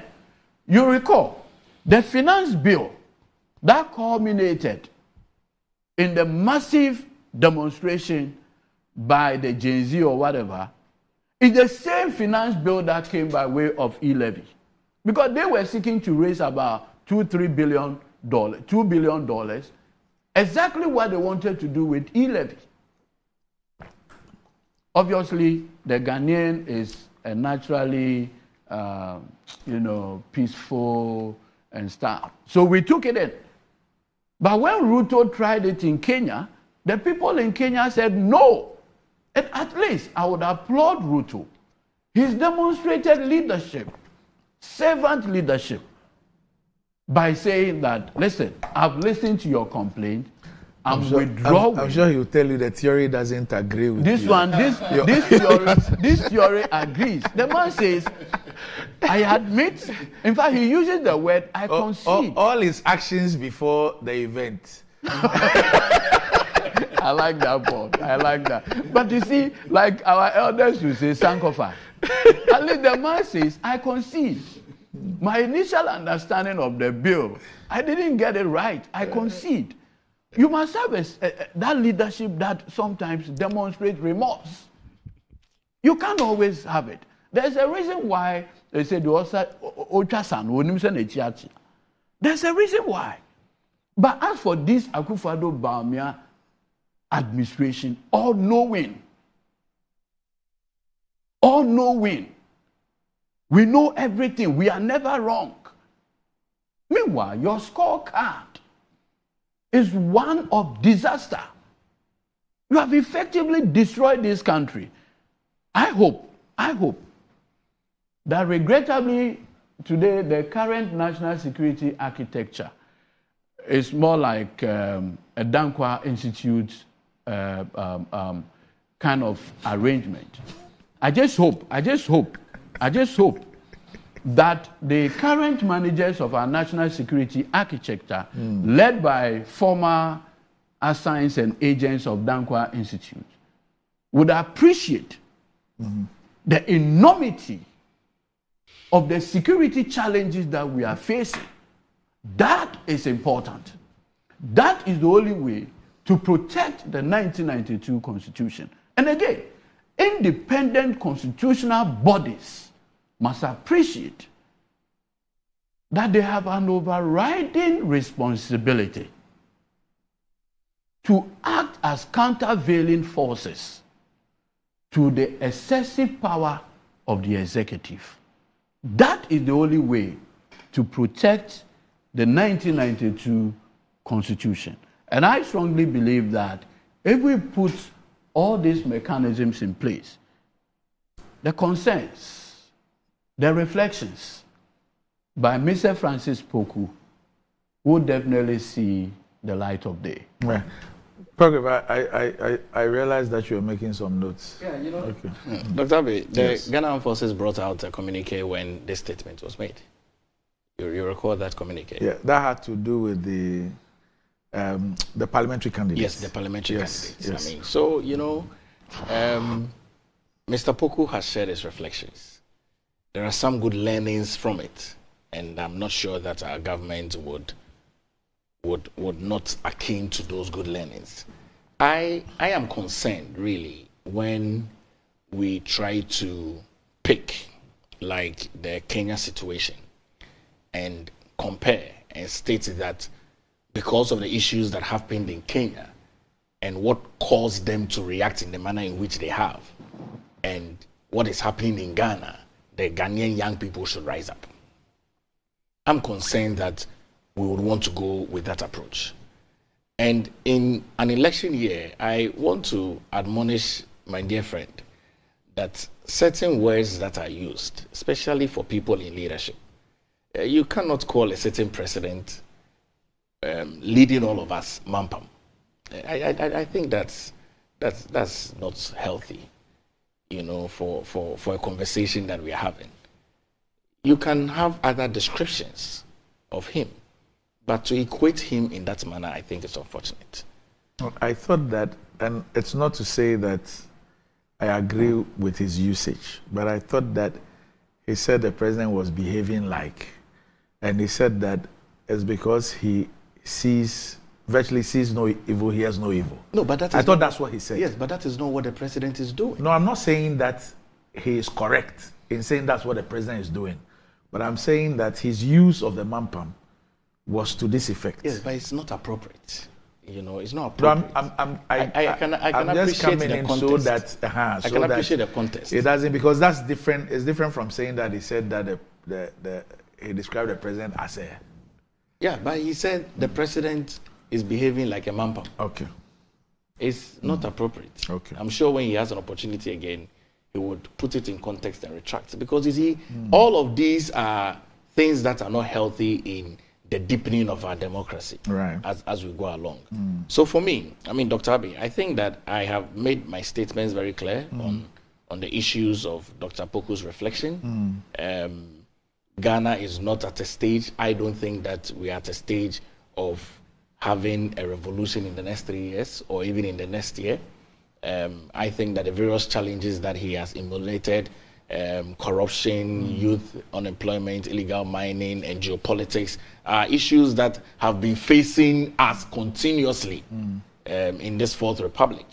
And our government is dealing with these issues. We must, at some stages, appreciate some efforts that government does.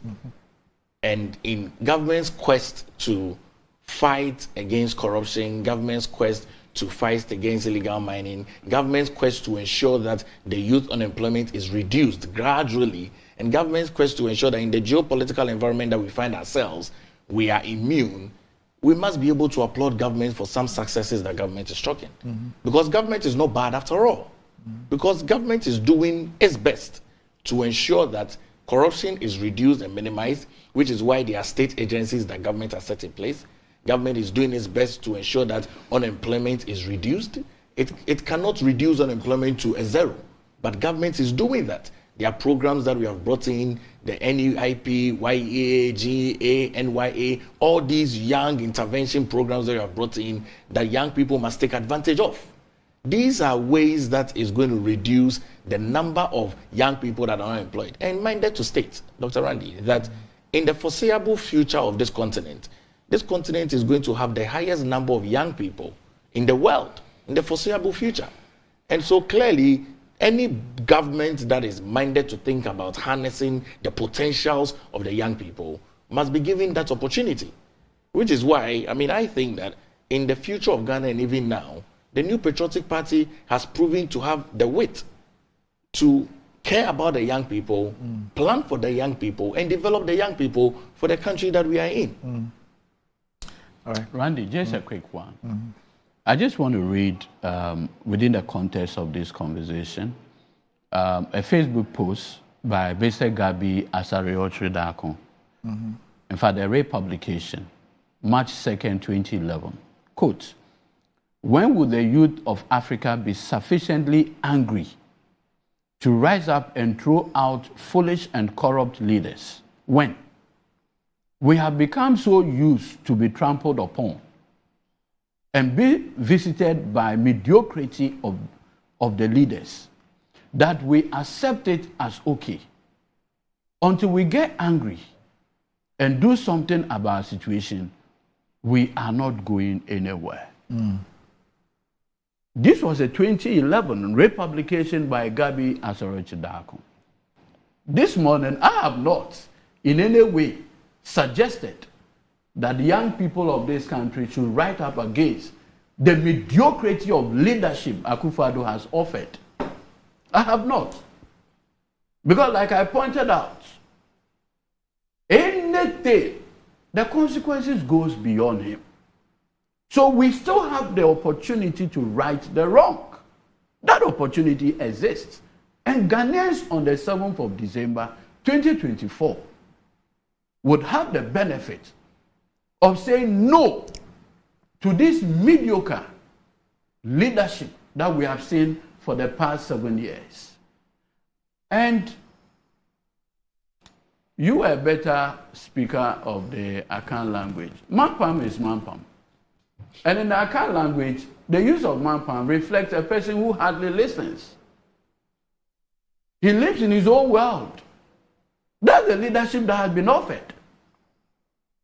Program, even you on this platform, you find the minister's comment extremely distasteful. And this man is still holding that office. What more is Mampam than this? Huh? I wish that for the first time, Mr. President will listen to this description and act. I'll come back here and withdraw that, oh, Mr. President, you have listened and acted. What kind of leadership is that? Opinion otre fie. Ni edwa nanka. Ye ka nanka we for onka hubi. What kind of leadership is he offering? Okay. And so you must appreciate what young people are going through. And Paul, let us not trivialize the serious matters that we are seeing. Look, I just saw a data, Randy, about the number of visa applications at the Canadian embassy. And I was shocked. Over 62,000 applications. Poor grief. You know, someone said, today, if you are not careful... It's as a result of increasing population. Yes. Okay. Someone remarked... Someone for various reasons. You're aware. It's a trap. It's a Trojan horse. I'm surprised that you fell for it. That's a Trojan horse. I don't entrap people. You should have been hesitant in taking the bait. But even more serious is the question that, look, Randy, it has been suggested that today, if there is a ship at any of our, ports, that Ghanaians should just come and go freely. But obviously, a bigger conversation within Africa, creating better opportunities for our people, not the lip service. All right. We'll be back shortly.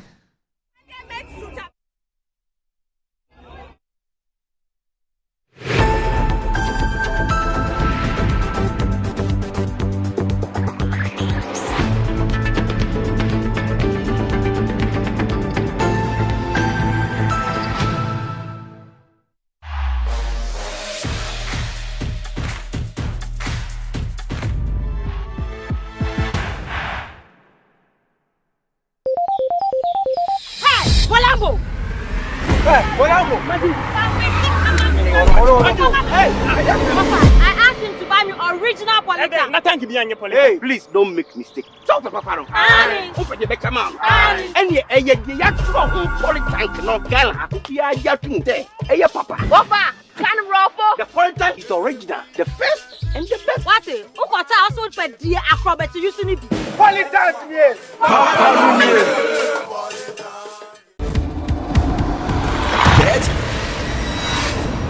Blast. Boom! Exclusively on Betway. Win up to 300% more when you play FlyX with Win Boost from Betway. Betway, get way more. Again.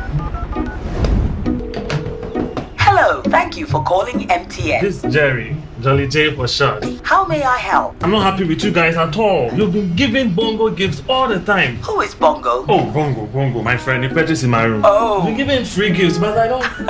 That's MTN rewards, sir. Talk. text, browse, and more, and you get to redeem free call time or data by simply dialing *550#. And on Fridays, you can even get extra special rewards like food vouchers, shopping discounts, and much more. Didn't tell me anything.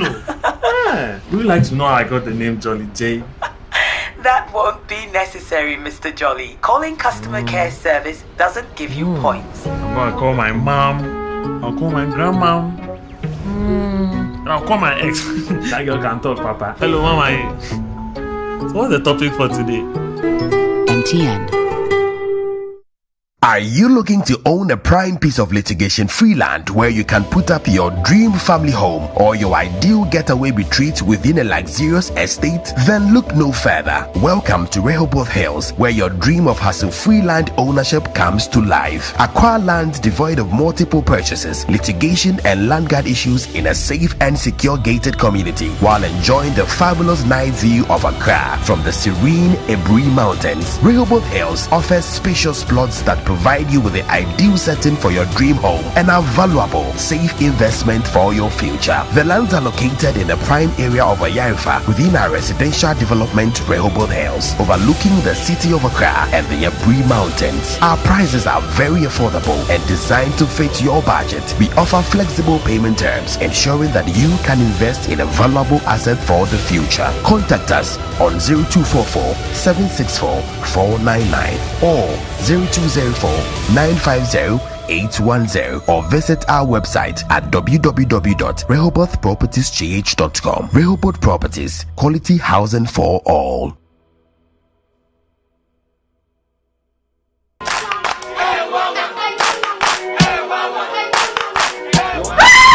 Papa is working.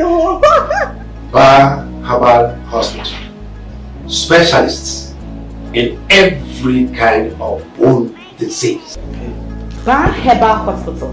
Baby, a son of Wibia. Nanso, Yari, Sapa, Dom spinal cord, swelling of the arms, arthritis, bone injury, swelling of the leg with reddish color around it, and so on. See, Bar Herbal Hospital has special ultra-modern machine for checking up the body. I have tried them and I got good results. Try Bar Herbal Hospital.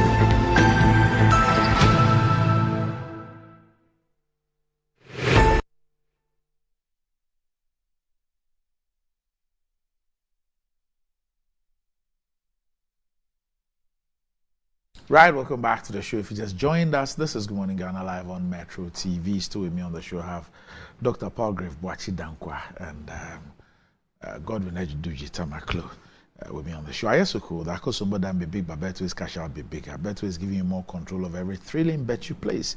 Enjoy the biggest and most reliable cash out in Ghana on Betway without any hassle. Sign up today at betway.com.gh. Terms and conditions apply. This is not for persons under 18.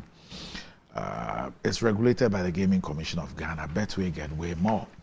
And Blue Jeans energy drink has been on the Ghanaian market for over 20 years. We already know what it does for the body. It contains vitamins and nutrients like vitamin B2, B3, B6, B12, as well as taurine and guarana, which are known to boost your strength and energy, as well as promote high performance and endurance. Blue Jeans energy drink has been tested and tried. It's indeed the best. Blue Jeans energy drink is for bold and active men and women. So go and grab a cold can and power your day. It's in shops nationwide. You can reach Budget Cash and Carry Limited on 0208 128 190 055 001 0000. Right. And so congratulations once again to Paul Grave and all as colleagues who graduated as doctors. And a big thank you to you, Mrs. Marianne Ejepon-Berry, from your husband, Kojo Berry. He says thank you. You give all the support to enable him do everything. Go and do his public defense. He got the moral support. Yes, and Kojoberry says that post graduation to you are giving him a congratulatory treat as well. So the Vanda City would have said something else, but the platform. So Mrs. Mariana Jepoberry, good morning and thank you for all that you do for your husband.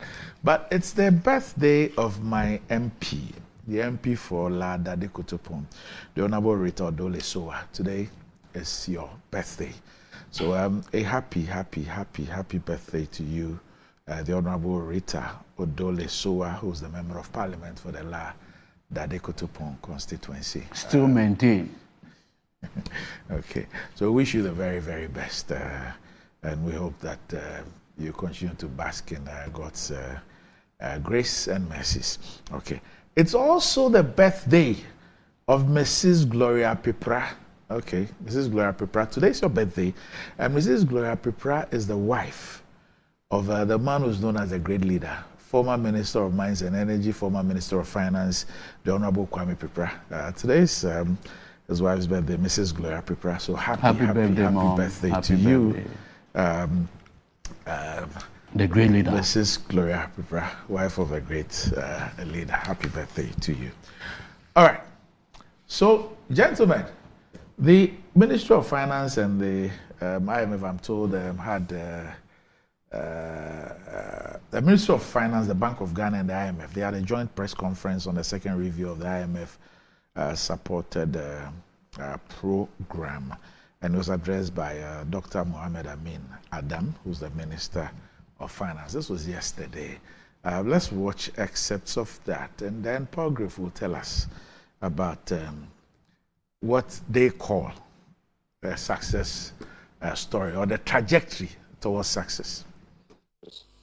Ghana has truly come a long way. Confronted with a severe economic and financial crisis in 2022, the Ghanaian authorities embarked on a comprehensive reform program aimed at restoring macroeconomic stability and debt sustainability and laying the foundations for a robust and inclusive recovery. The progress Ghana has made is impressive.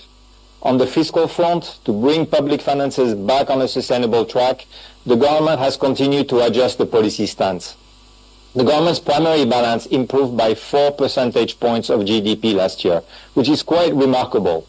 It is set to improve by another 1 percentage point this year, with Ghana posting a primary balance surplus. In other words, revenue will exceed non-interest expenditure for the first time in almost a decade. This has been achieved by mobilizing additional domestic revenue and by streamlining and improving the efficiency of public spending. Crucially, these interventions are accompanied by efforts to protect the vulnerable, who are most affected during adjustment programs. For example, the 2024 budget has continued to increase benefits under the existing targeted cash transfer program, the Living Empowerment Against Poverty program. It also boosted allocations toward the school feeding and other key programs. To foster durable fiscal consolidation and increase resilience against shocks, ambitious structural reforms are being implemented. And these reforms span tax policy, revenue management, public financial management, and are also addressing inefficiencies in the energy and cocoa sector. Indian authorities have made unprecedented efforts to address macroeconomic imbalances. Today, the macroeconomic outlook is dramatically improving, and there are clear signs of economic stabilization. Growth is surprising on the upside. Inflation has fallen significantly. Fiscal policy is consolidating, and foreign exchange reserve buildup has been robust. First and foremost, on inflation, we saw the trajectory in 2023 with a sharp fall from 54% at the end of 2022 to 23% at the end of 2023. This was achieved with very effective monetary policy operations, which were very costly to the balance sheet of the central bank, but very necessary for the public good. The pace of disinflation, however, has not kept up in the first 4 months of 2024 and has only begun to fall significantly at the end of May. We expect this to continue through till the end of the year under the tight monetary and fiscal policies, stable exchange rates, and the expectation of improved food supply during the harvest season. A key determining factor will be the behavior of the exchange rate. The improving economic fundamentals, the strong accumulation of foreign exchange reserves under the Gold for Reserve program, and the agreement with the OCC and sovereign bond holders on debt restructuring should all in concert provide the basis for stability in the exchange rate going forward. With a successful conclusion of the second review, we need to begin to think of the third review of the program and beyond, and take advantage of the reform momentum. News is that the implementation of the policies, measures, and interventions which we developed to address the economic challenges facing our dear nation are yielding positive results. Despite a challenging global environment, the strong leadership provided by His Excellency President Nana Addo Dankwa Akufo-Addo and his government, coupled with support and inputs of the people of Ghana, have undoubtedly contributed to the successes we are seeing today. It is our conviction that in the near term, we will see even greater results as we ramp up our implementation efforts. In today's media briefing on the economy, I'll provide updates on the following key areas: the performance of the economy to date, progress made on the implementation of the IMF-supported PCPEC, status of Ghana's debt restructuring program, and the status of independent power producers' legacy debt, as well as the power purchase. Good news is that the implementation of the policies, measures, and interventions. News is that the implementation of the policies, measures, and interventions which we developed to address the economic challenges facing our dear nation are yielding positive results. Was mandated to restructure the legacy debt owed to the IPPs, namely AXA, Amandi, Senate, Power, Car Powership, Eli Power, and Sunom Asogli. In addition, the negotiation team was tasked to finalize any outstanding matters pertaining to the restructuring of the respective power purchase agreements of the IPPs with the Electricity Company of Ghana. The key objective of the exercise was centered on the restructuring of the legacy debts, necessary amendment to the PPAs, and other project documents arising from the restructuring exercise, as well as ensuring that ECG remains current on its payment obligations to IPPs under the respective PPAs going forward. The final round of negotiations, after several months of negotiations, resulted in the following. Commercial agreements have been reached on headline debt restructuring terms and renegotiated power purchase agreement terms with the following companies: Amandi, Power, Eli Power, Senate, and AXA. We are finalizing documentation to sign this agreement this week and the next.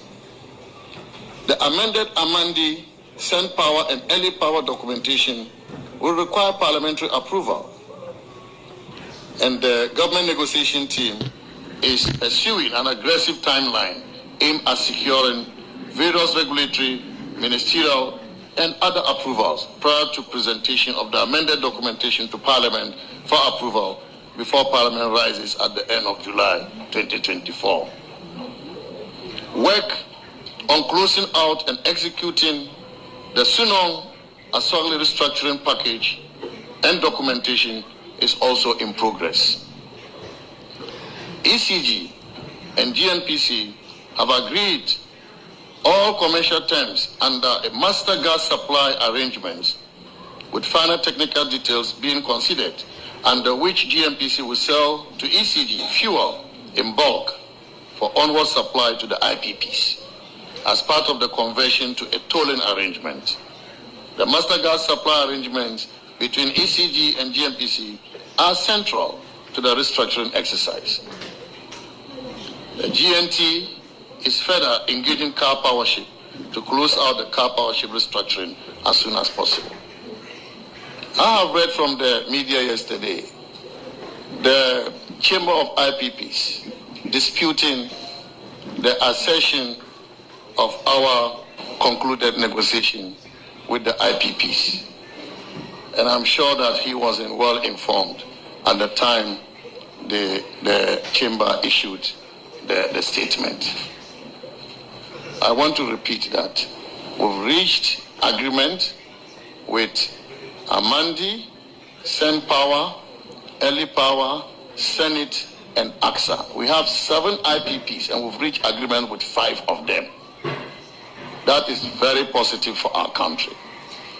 It tells us that the threats of shutting down power plants will be a thing of the past, because we are committed to implementing the terms of this agreement.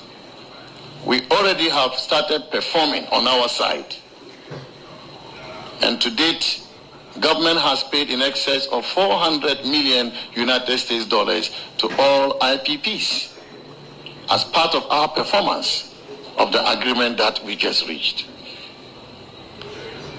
And therefore, for a chamber representing IPPs not to be informed about these developments and will issue a statement on behalf of the IPPs without consulting with them is really unfortunate.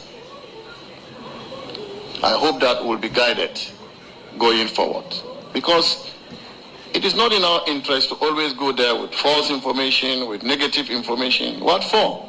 What do we want to achieve?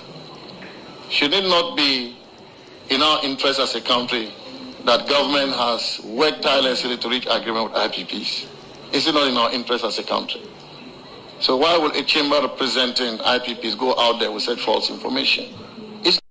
The question on the banking sector reform, I mean, this could take us a whole day if we want to discuss that subject matter properly. And I think that you're right, the issues of the accountability of the shareholders who run down these banks, it's an important matter. We're a country where the rule of law prevails. I know that there are over 70 cases of financial sector issues in the courts. Some of them are civil, some of them are criminal. The receiver is also trying to retrieve assets. And it's taken a really long time to really bring all of these matters to a close. But it's important that the state needs to persevere and pursue these shareholders who have misappropriated depositor funds. The large amounts of money that we claim was used to clean up the financial sector, some of these monies are being held in assets by the shareholders. And I think that the law needs to be allowed to do its work. We know that the wheels of justice grind slowly, but hopefully all of these matters will be brought.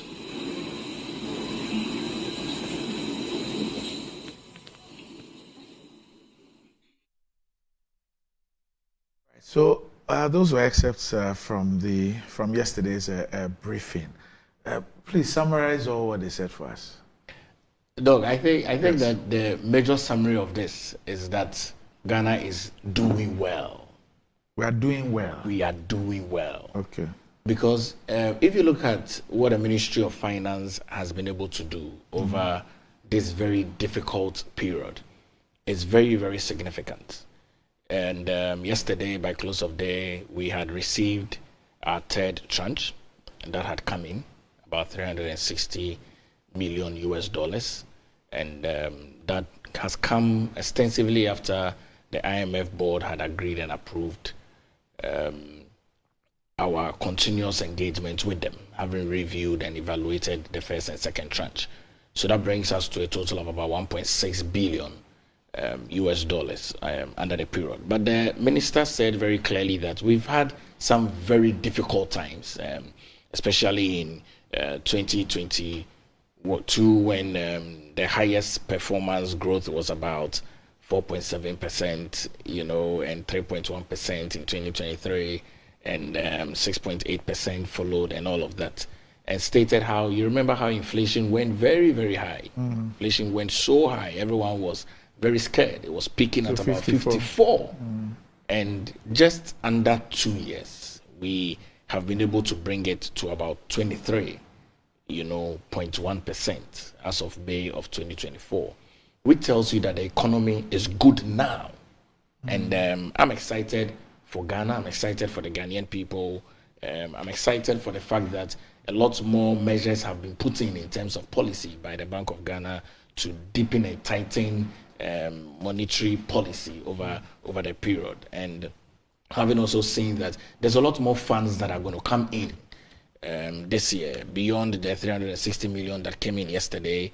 There is also going to be a fourth tranche that would come in the Q4 of 2024, which would be an extra 360 million US dollars. World Bank is bringing in an amount of about 300 million US dollars by Q3, which is this very quarter that we find ourselves.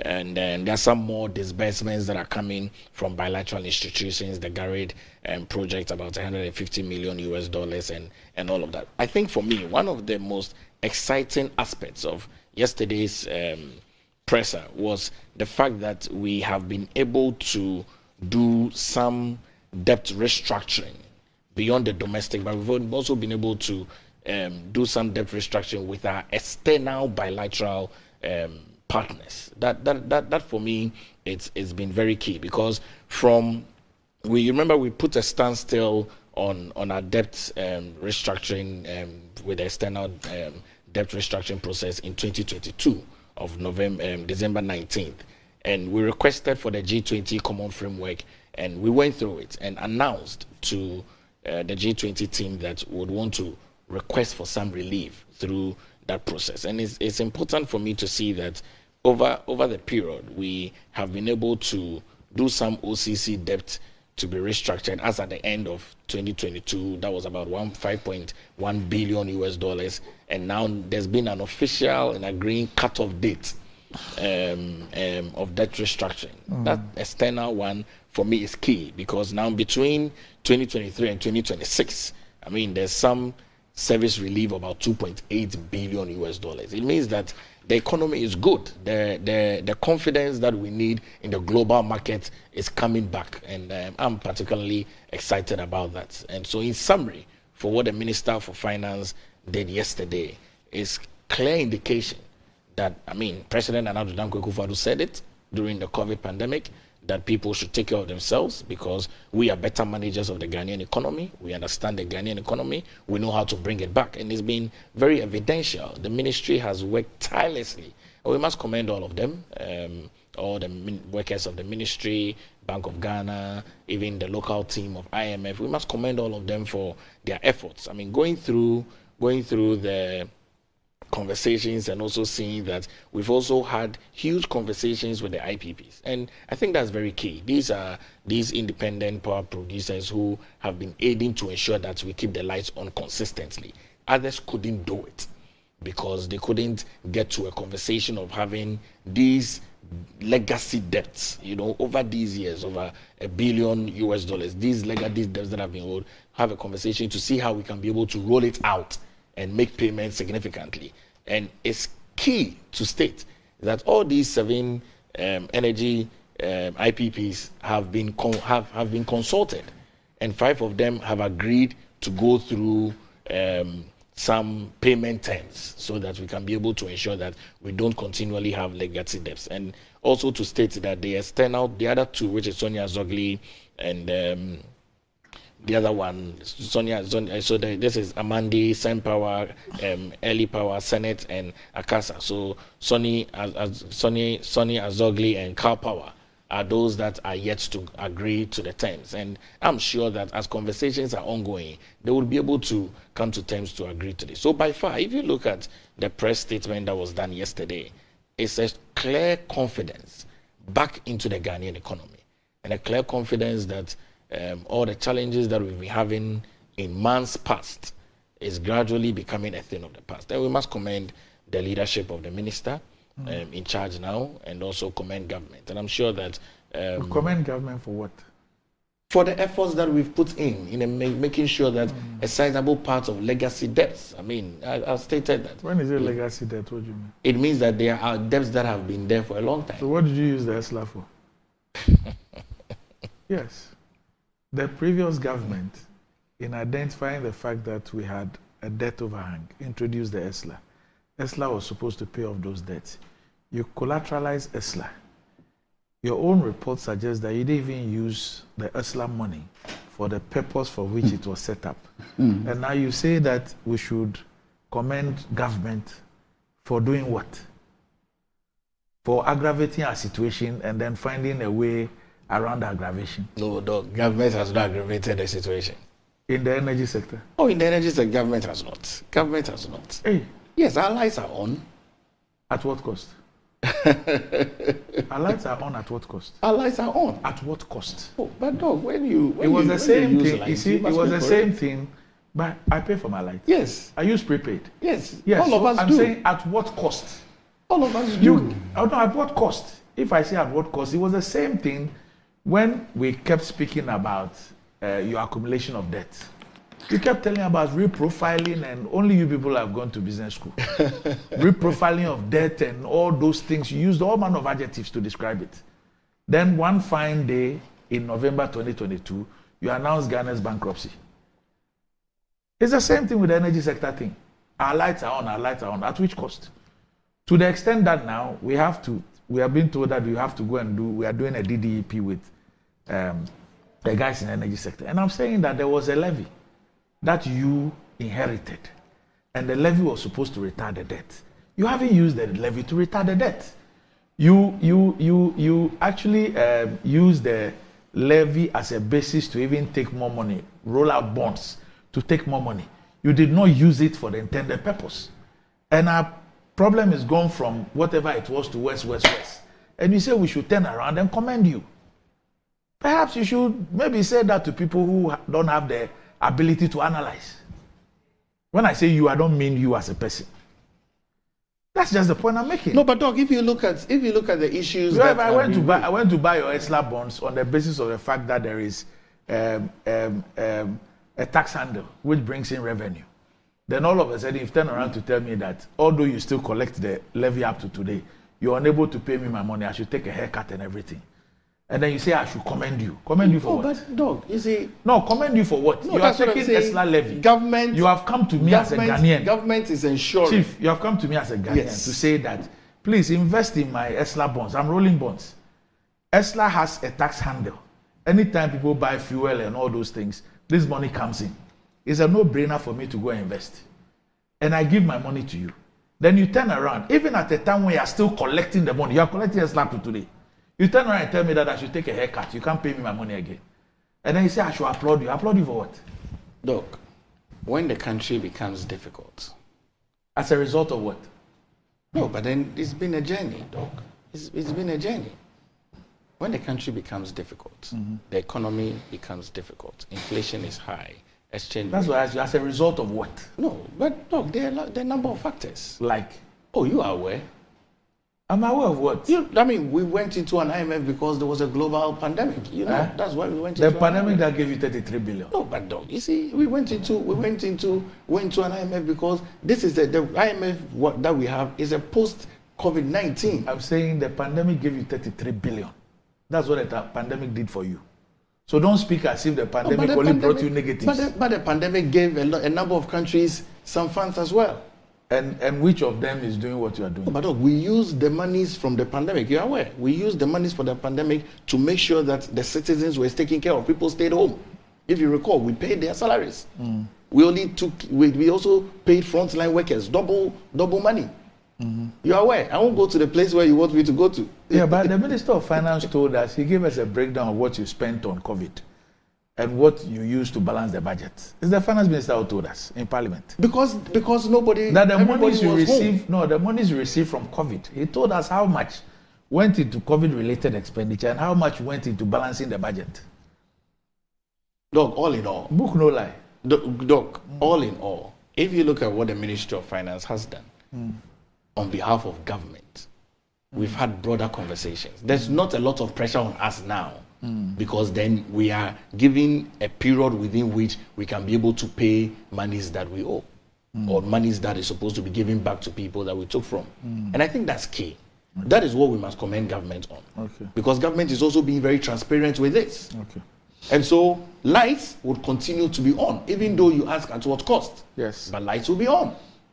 Compared to moments and periods where lights was not even on. I think that's much better. All right. So if you go and speak to those who go and get drunk to forget their problems, they always tell you what happens when the alcohol clears from their face. Yes. Edwige, let me bring you. So you see, I think, Randy, we should put this in proper context. Once again, after... So the data, let me put it this way. The data, the indicators show a certain improvement as far as some particular indicators are concerned if you compare year on year. And that is the basis for the assertion by the managers of the economy that we're coming out of that dark space and that their future looks bright and promising. So you see, Randy, it's really not a conversation about just looking at the data. I think that we need to have a more comprehensive understanding of what is happening.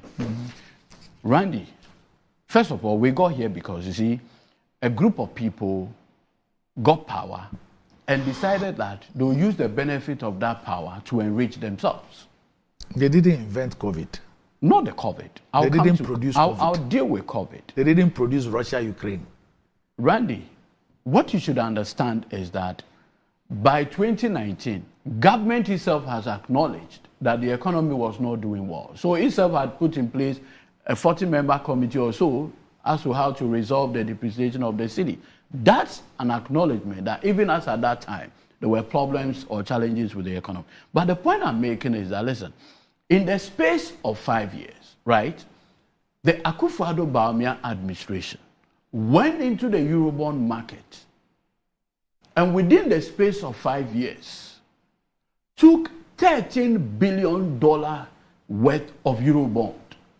If you isolate the 2.25 billion Franklin Templeton bonds, at least you are still left with $11 billion worth of bonds within the space of 5 years. That started our problem with the fact that we're no longer in position to service those debts. And therefore, on the 1st of July, 2022, we have to run to the IMF in an ambulance. That started the problem that we are having today. Now, I have heard my brother here say that, look, we should applaud government because today, right, we are going to see a situation where the IMF is going to give us $360 million. And so they have done well, so we should applaud them. Randy, if my calculations are right, okay, we are talking about $360 million. But just oppose that against the fact that within the same period that we're looking desperately for $360 million from the IMF, we were spending $250 million to build a new head office for BOG. We're also looking at another $250 million to organize a sponsoring program. We have, hold on, Randy, I'm coming. The BOG that we are recapitalizing. Can you imagine? So that's the point I'm making. That at the time when you go to the IMF, cap in hand, you had $250 million to build a new head office. You had $250 million to organize a sporting program. You have $58 million to dig the deepest hole That alone gives you $558 million. The problem has never been the question of lack of funds in this country. It's always about the priority of Akufo-Addo and Bawumia. You had the benefit, in fact, the most resourced government. Randy, if you pick the fact that from 2017 to date, if you look at tax revenue, borrowed funds, grants put together, we are dealing with $132 billion. That's how much came into the hands of Akufo-Addo and Bawumia. Cedis or dollars? Dollars. Randy, you are shocked. $132 billion. Cedis or dollars? Dollars. In cedi terms, that's $912 billion. Oh, you are shocked. Do you know that tax revenue alone, in the past 6 years, had given this government 412 billion Ghana cedis, tax revenue alone. Okay. Now, $13 billion by Eurobond, due plus the exchange rate. If you put all together, we are dealing with 132 billion. That's how much you have gotten in the space of 7 years. And with all this envelope of financial resources, we are back to the IMF, cap in hand. Randy, do you know that the most painful IMF program that we have entered into since 1966 is the one entered into by Akufo-Addo and Bawumia? How so? And I'll demonstrate to you. As we speak, by reason of this IMF program, if you recall, we're supposed to even place VAT on electricity. The only reason why the MPP took a political decision to withdraw that tax conversation is because of the election ahead of us. Nothing more, nothing else. In fact, if you look at the initial release, it was clear that by reason of the IMF program, they needed to impose VAT on electricity. Yes. And only had to withdraw when Ghanaians started raising issues. And I have no doubt in mind that in the unlikely event of voting for Bawumia, this tax will be brought back. I have no doubt at all in my mind. Randy, the other thing is, by reason of this particular thing, do you know the quarterly review tariff, electricity? In fact, yesterday, the Republic Day, Akufo-Addo and Bawumia gave us a Republic Day gift by increasing electricity and water beyond 3%. That is the gift they decided to give us on our Republic Day. That is by reason of the IMF program. We are also talking about the issue of mopping up liquidity in the system. And you see, Randy, the question you are asking is, just the 2024 budget, we're supposed to raise not less than 11 billion Ghana cedis in taxes. This is a government that, whilst in opposition, preached to us that we're going to move the Ghanaian economy from taxation to production. What has been the scorecard? This government has taken more taxes from the ordinary Ghanaian, from businesses, than all administration put together. Tax revenue alone, last year, Randy, do you know, last year alone, total tax generated by GRA was 113 billion Ghana cedis. That's how much tax was taken from the ordinary Ghanaian. Beyond the fact that by reason of restructuring the debt owed to Ghanaians, both domestic and whatever, persons who bought bonds, treasury bills and others lost 61 billion Ghana cedis by way of principal and interest. That was the haircut, the value of the haircut that ordinary people suffered in this country. And when you put all this together, you come and sit here and say you are doing better. You are gaslighting the people. You are gaslighting the people. People are going through pain. The DDEP that was undertaken by your government since 1966, which government has undertaken a DDEP? You have done that.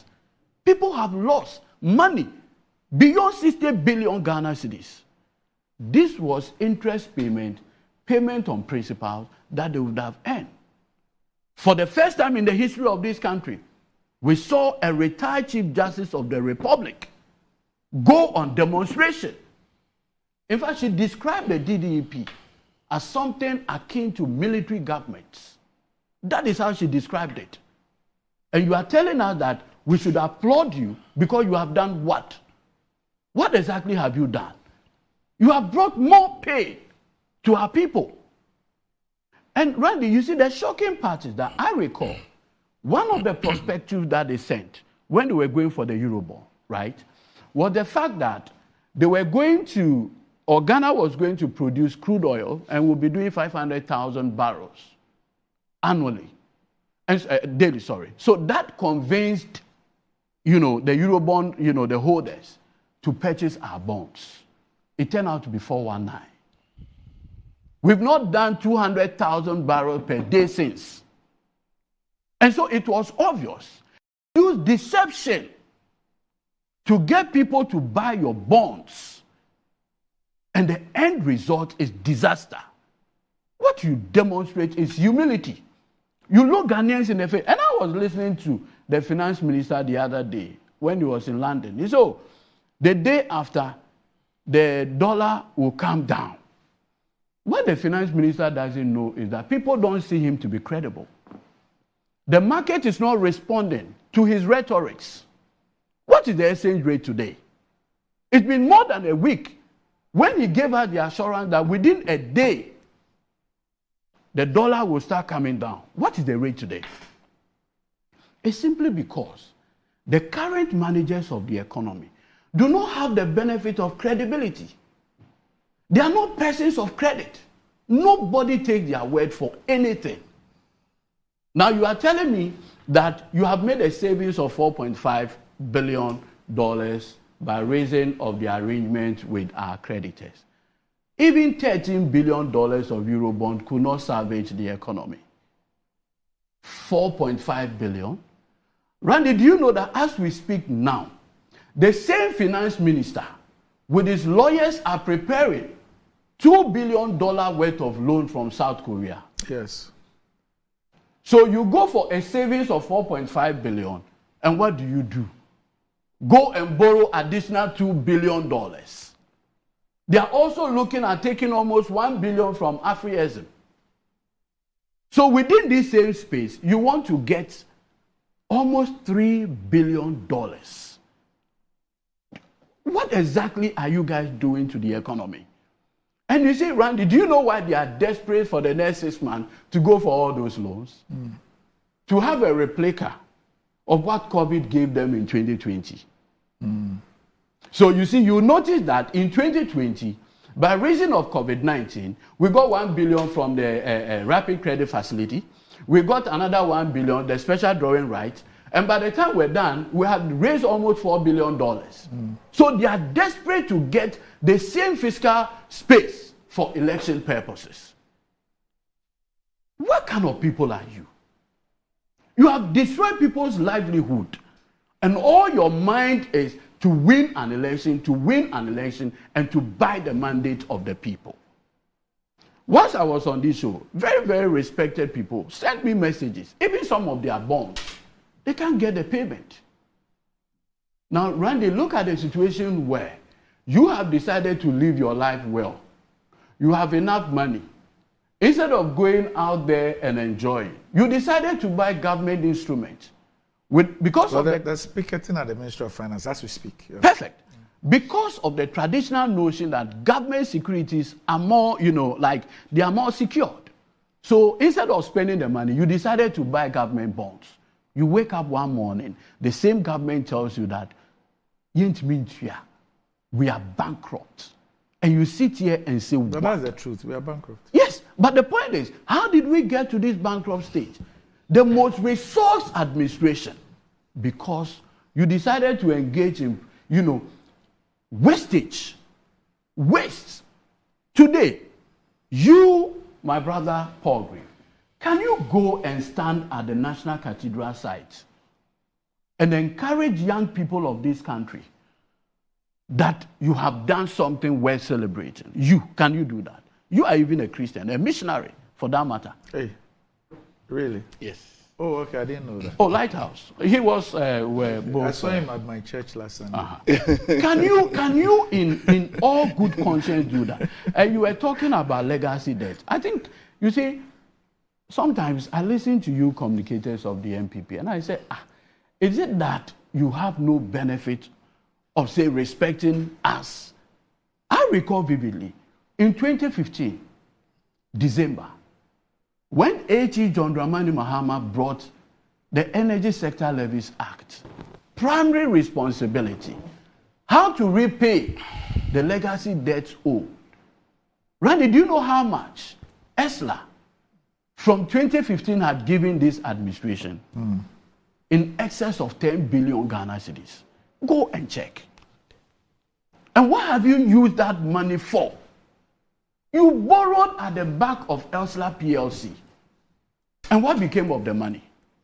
Did you use it to settle the debt owed, the IPPs? Never. In fact, when you look at what they used the bond for, Randy, consumption. This administration is what Ewes called Madumaku. Yediu. Nothing useful.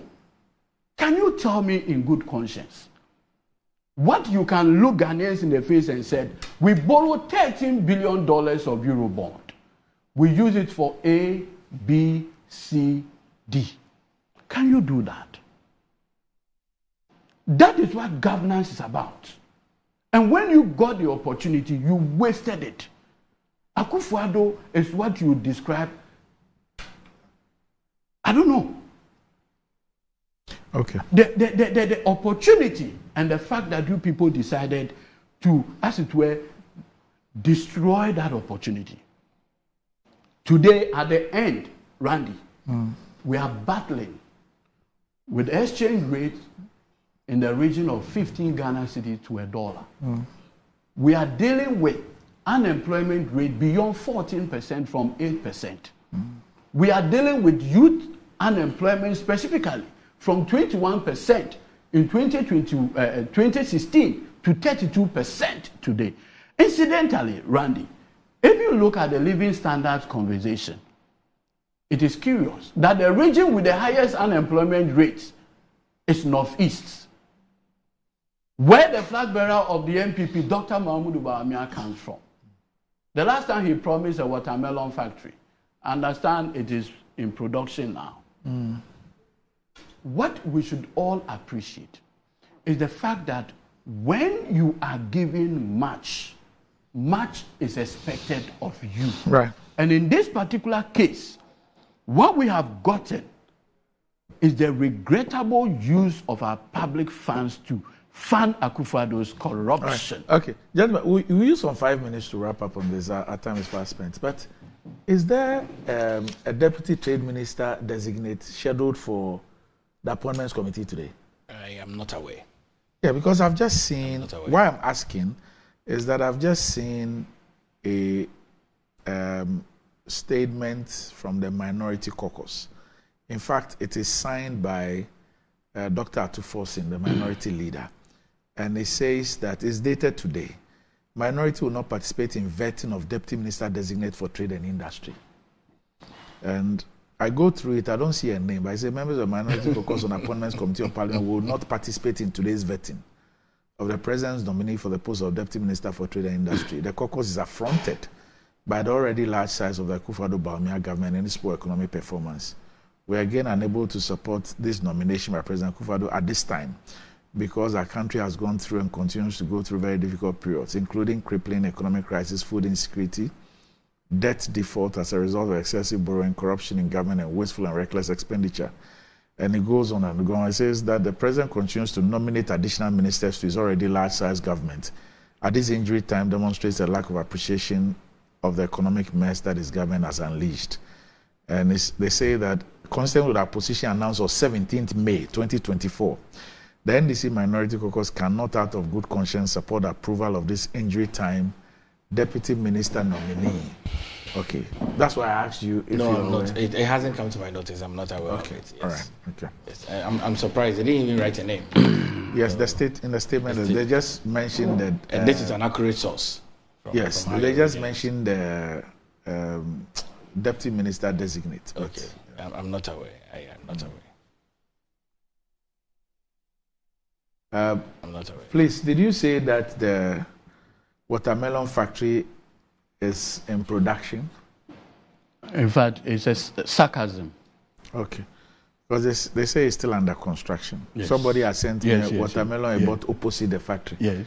Okay, right. Yes. Okay. Let's just wrap up on this one. In wrapping up, yes, I reaffirm the position of the Ghanaian economy. Right. That is gaining grounds. Okay. And on a strong footer. Okay. And we are leading very well in this space.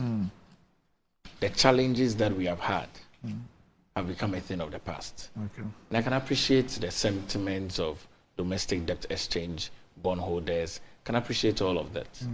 But I think it's important that a government is transparent and open to be able to let you know the challenges that they are facing. And in facing those challenges, the solutions that they so predict and project. Over 93% of them agreed to the terms that had been put in place. And I'm aware that many of them have even begun receiving, we've been paying them their coupons every now and then. So if you look at all of these that we have done with the Ghanaian economy, I'm very certain that things are going to be better in the good days ahead of us. Okay. Now, Edwiji, I wanted to, unfortunately, we don't have time to raise, but the Daily Post had a story on the front page. Judicial Council rejects Akufo-Addo's request for additional judges for the Supreme Court, including Judge Honorable Atuforsen's case. And I've been doing a bit of digging on this issue. How many judges are on the Supreme Court now? We should be having 16. Yeah. Already on the Supreme Court. Okay. So I was trying to look at these issues, and my digging has led me to a letter, which I have that letter, which is signed by the current Chief Justice, Her Lordship Justice Gertrude Saki Tokono. And this letter is dated the 30th of May. 30th of May 2024. And it was received by the Office of the President on the 4th of June 2024. Now it's addressed to His Excellency the President, a proposal for appointment of 5 judges to the Supreme Court. So, and it says, I write to respectfully request that the following judges are appointed to the Supreme Court of Ghana. 1, Her Ladyship Justice Angelina Mensah Homia, Judge, Appeal Court Judge. His Lordship Justice Eric Chebafo, Appeal Court Judge. His Lordship Justice Edward Amwakwa Santi, Appeal Court Judge. Her Ladyship Justice Pamela C. Cranton, Appeal Court Judge. Her Ladyship Justice Efia Asare Botwe, Appeal Court Judge. Now it says, Justice Asante's term of office at the ECOWAS Court ended on 31st July 2022. He was requested to remain at post on account of the withdrawal of Mali, Guinea, and Burkina Faso from the community. His current tenure is expected to end in 2026 or earlier, when he's expected to return to Ghana's judiciary. His Lordship has provided excellent leadership as President of the ECOWAS Court and will undoubtedly be an invaluable asset on the Supreme Court of Ghana. The remaining 4 judges are currently working as judges of the Court of Appeal. Their work has been distinguished by outstanding service, courage, and competence.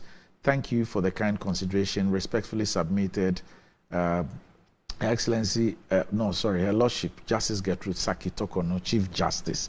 So, like I said, this letter is dated the 30th of May. Was received by the Presidency on the 4th of June. So, I was doing some digging, trying to find out what the processes and the procedure is. I'm told that the Judicial Council, according to this statement, rejected it. But curiously, I found out that the first time that the Judicial Council was apprised about this and had a discussion on this was on the 24th of June. Interesting. 24th of June, when... so the letter from the CJ, from what you just read, was 30th. 30th of May. It was received on the 4th. 4th of June. That is the Office of the President's stamp. The Judicial Council's meeting was a Zoom meeting. Oh, okay. 24th of June. 20 days afterwards. 24th of June. So I was trying to get the procedure for recommending, because you see, nominating persons. If what you just read, what it means is that the nomination appears to be coming from the CJ to the president. Yes. Not the letter. Yes. Yes. Appears to be coming from the CJ to the president. What I do know is that usually it will be the president who does the nomination and send to the council. Then later on to the council of state. The council can't the council also? No, but this one, she's not writing as the chair of the Judicial Council. Yes. I think she's writing as the Chief Justice. In fact, she says, I write. Okay. Not on behalf of the judge. I say, I write to respectfully request that the following judges be appointed to the Supreme Court of Ghana. So then, from the tenor of the letter... So 5 judges. From the letter, it's clear that possibly he is the one... She, in fact, is on her letterhead. Honorable Chief Justice so she's the one of Ghana. Yes. Possibly recommending these ones to the president that nominate. Yes. And so if the Judicial Council, like you are pointing if our letter says, I write to respectfully request that the following judges be appointed to the Supreme Court of Ghana, and it's titled Proposal for Appointment of 5 Judges to the Supreme Court. So if you, from what you just read, I would try and maybe have a look at it and look at the sequence, how some of these things pan out.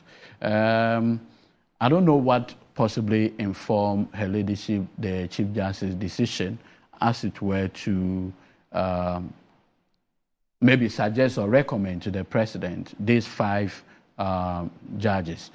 Thankfully, I think I've appeared, I think, before all of them, with the exception of Justice Edward Asante. I hope you know Justice Edward Asante. Yes. You know him? Yes. Okay. So, I mean, there's something unique about him. The year 2008, you know, there was an attempt to injunct the declaration of Professor Mills as president in 2008. So the matter went before him, and there was this subsequent audio recording. But I just, at this point, want to leave the Judicial Council. They know what the consideration should be, and at this critical moment, I want to leave them to, as it were, take their decision. What I have no doubt at all in my mind is that if you are doing this at this critical moment, possibly what message are you sending across? Possibly. What message are you sending across? And in the letter by the CJ, you don't appear to read the reason why these nominations are being made. In fact, you notice that a greater highlight is on Justice Edward Asante. Okay, so the last paragraph says that the remaining 4 judges are currently working as judges of the Court of Appeal. Okay. Their work has been distinguished by outstanding service, courage, and competence. Okay. So the recommendation is founded on courage, competence among, like I pointed out, that I appeared before my Lord Justice Chebafo. I've appeared, in fact, I'm appearing before her lady Efia Sewa Boche, Angelina Homia. I have no doubt at all about their competence. I will leave it there. You know, the last time that some nominations were done to the Supreme Court, and Randy, let me quickly add this. You see, already, my understanding is that there are already 2 nominees already. Yes. That's Dr. Richard Frimpong. Yes. And Her Ladyship Justice Benasco Essa. Yes.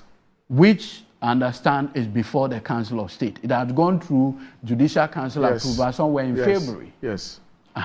So it does appear that these are additional 2. Yes. And my understanding is that... additional 5. Oh, sorry, 5. My understanding is that the previous 2, right, were in to replace, I think, Nene Amegache, who had gone on retirement, and 1 other Supreme Court judge that will be going on retirement next year. Yeah, so but why do you replace the person when the person is not going on retirement?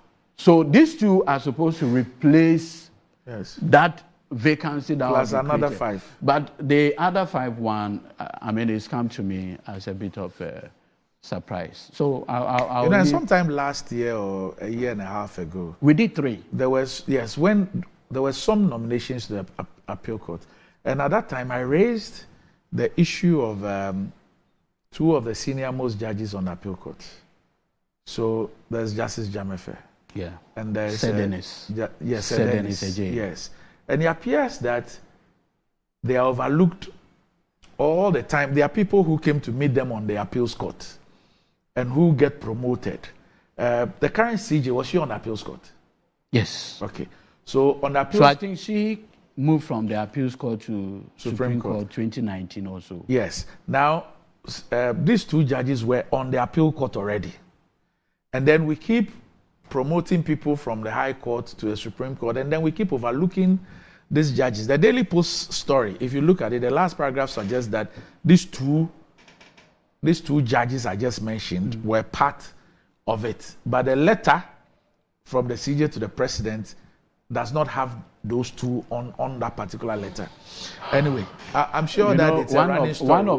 One of the things I don't want tomorrow to be referred to is trying to place a fetter on the present power to, as it were, nominate justices of either the High Court, Court of Appeal, or the Supreme Court. Mr. Akufo-Addo has demonstrated that you do as it pleases you. And incidentally, I'm sure the president is minded to act in this manner because he believes that there's no ceiling. So if I can populate it. No, but in this case, it is even the CJ who, knowing that they are 16 or 17 and they are actually 2 appointments pending, is also asking for an additional 5. Interestingly, this is from the CJ to the president. And the reason she's giving is competence, courage. I'm saying, so if you even look at it, my checks, like I said, my checks suggest that the letter is dated 30th of May, received at the presidency on the 4th of June, yet the Judicial Council did a Zoom meeting on it on the 24th of June, close to a month after the letter had been authored and sent to the presidency. And about 20 days after the presidency had received this such letter from the said letter from the CJ. Anyway, who am I to I would wish that we'll get maybe a more formal conversation from the Judicial Council on the reason for the possible rejection or whatever of these 5. I think that would enrich the conversation and possibly what the president's own thinking is relative to that. But I want to believe that in this case, upon the letter from the CJ getting to the president, I want to strongly believe that he further now wrote to the council nominating them, because the nomination is not done by the CJ. Okay. The nomination is done by the president. So I want to believe that the president received this on the 4th of June, and then now decided to maybe put it before the council. But who chairs the Judicial Council? The CJ. Okay. But I want to believe that, you see, the composition of the Judicial Council, beyond the president's nominee, they are also institutional reps. So you have somebody from GBA. Okay. You have somebody from the military. Okay. You have somebody for Council for Law Reporting. I didn't know that Madam Elizabeth Ohin is on the council, and many other prominent people. Okay. Let's see how it goes. So I end with this one from Dr. Tony Obin. Okay. On our earlier discussion. Says the statement of the PC of Amenfi East about free-for-all galamsey in the presence of the regional minister and the loud silence of the government and MPP party leadership is very striking. In December 2020, I went out with a group to some small-scale mining sites. Even though I was never heard uttering a word, my picture was circulated all over MPP platforms and TV stations as having campaigned to encourage galamsey. This is where is Bonzo K? Who's that? His group. Where are the Netu TV presenters? Where are the holier than thou elders who called to chastise me? Shameful double standards. This is from Dr. Tony. And at that time, Dr. Tony Obin was not holding any position. You know, he's my mate at the LLM, Natural Resource Program. Okay. And incidentally, you have a situation if I've been called to the bar, is that yes. I'm talking about even the fact that we are dealing with a substantive minister, the chair of RegSec. I mean... All right. Okay. So, Doc, congratulations once again. Thank you. We hope that you will lead a servant leadership and don't be a man-pam in all your dealing. And congratulations to all the doctoral graduates as well. Congratulations. You have done well after Legon. Okay. At least you've moved on. We are too. Congratulations to all of you. And a big happy birthday once again to the Honorable Rito Odole Soa. As well. The special prosecutor? Yes. Uncle Nam. Oh. Wherever he is. Okay. I wish him happy birthday. My Cracker Junior. You know, he was my criminal law lecturer. Okay. And then we're all in the same law firm. Very sharp guy. Before he left. Very sharp guy. So, happy birthday to you, MP for Ladade Kotopon, Honorable Rito Odole. So happy birthday to you. Happy birthday to you, Special Prosecutor Kisia Jabin. Happy birthday to you. And also, a happy birthday to you, Mrs. Gloria Pepra, wife of the Honorable Kwame Pepra, the great leader. Happy birthday to you as well. All right. So, gentlemen, thanks for joining me. And thanks for watching Up Next Metro Sports.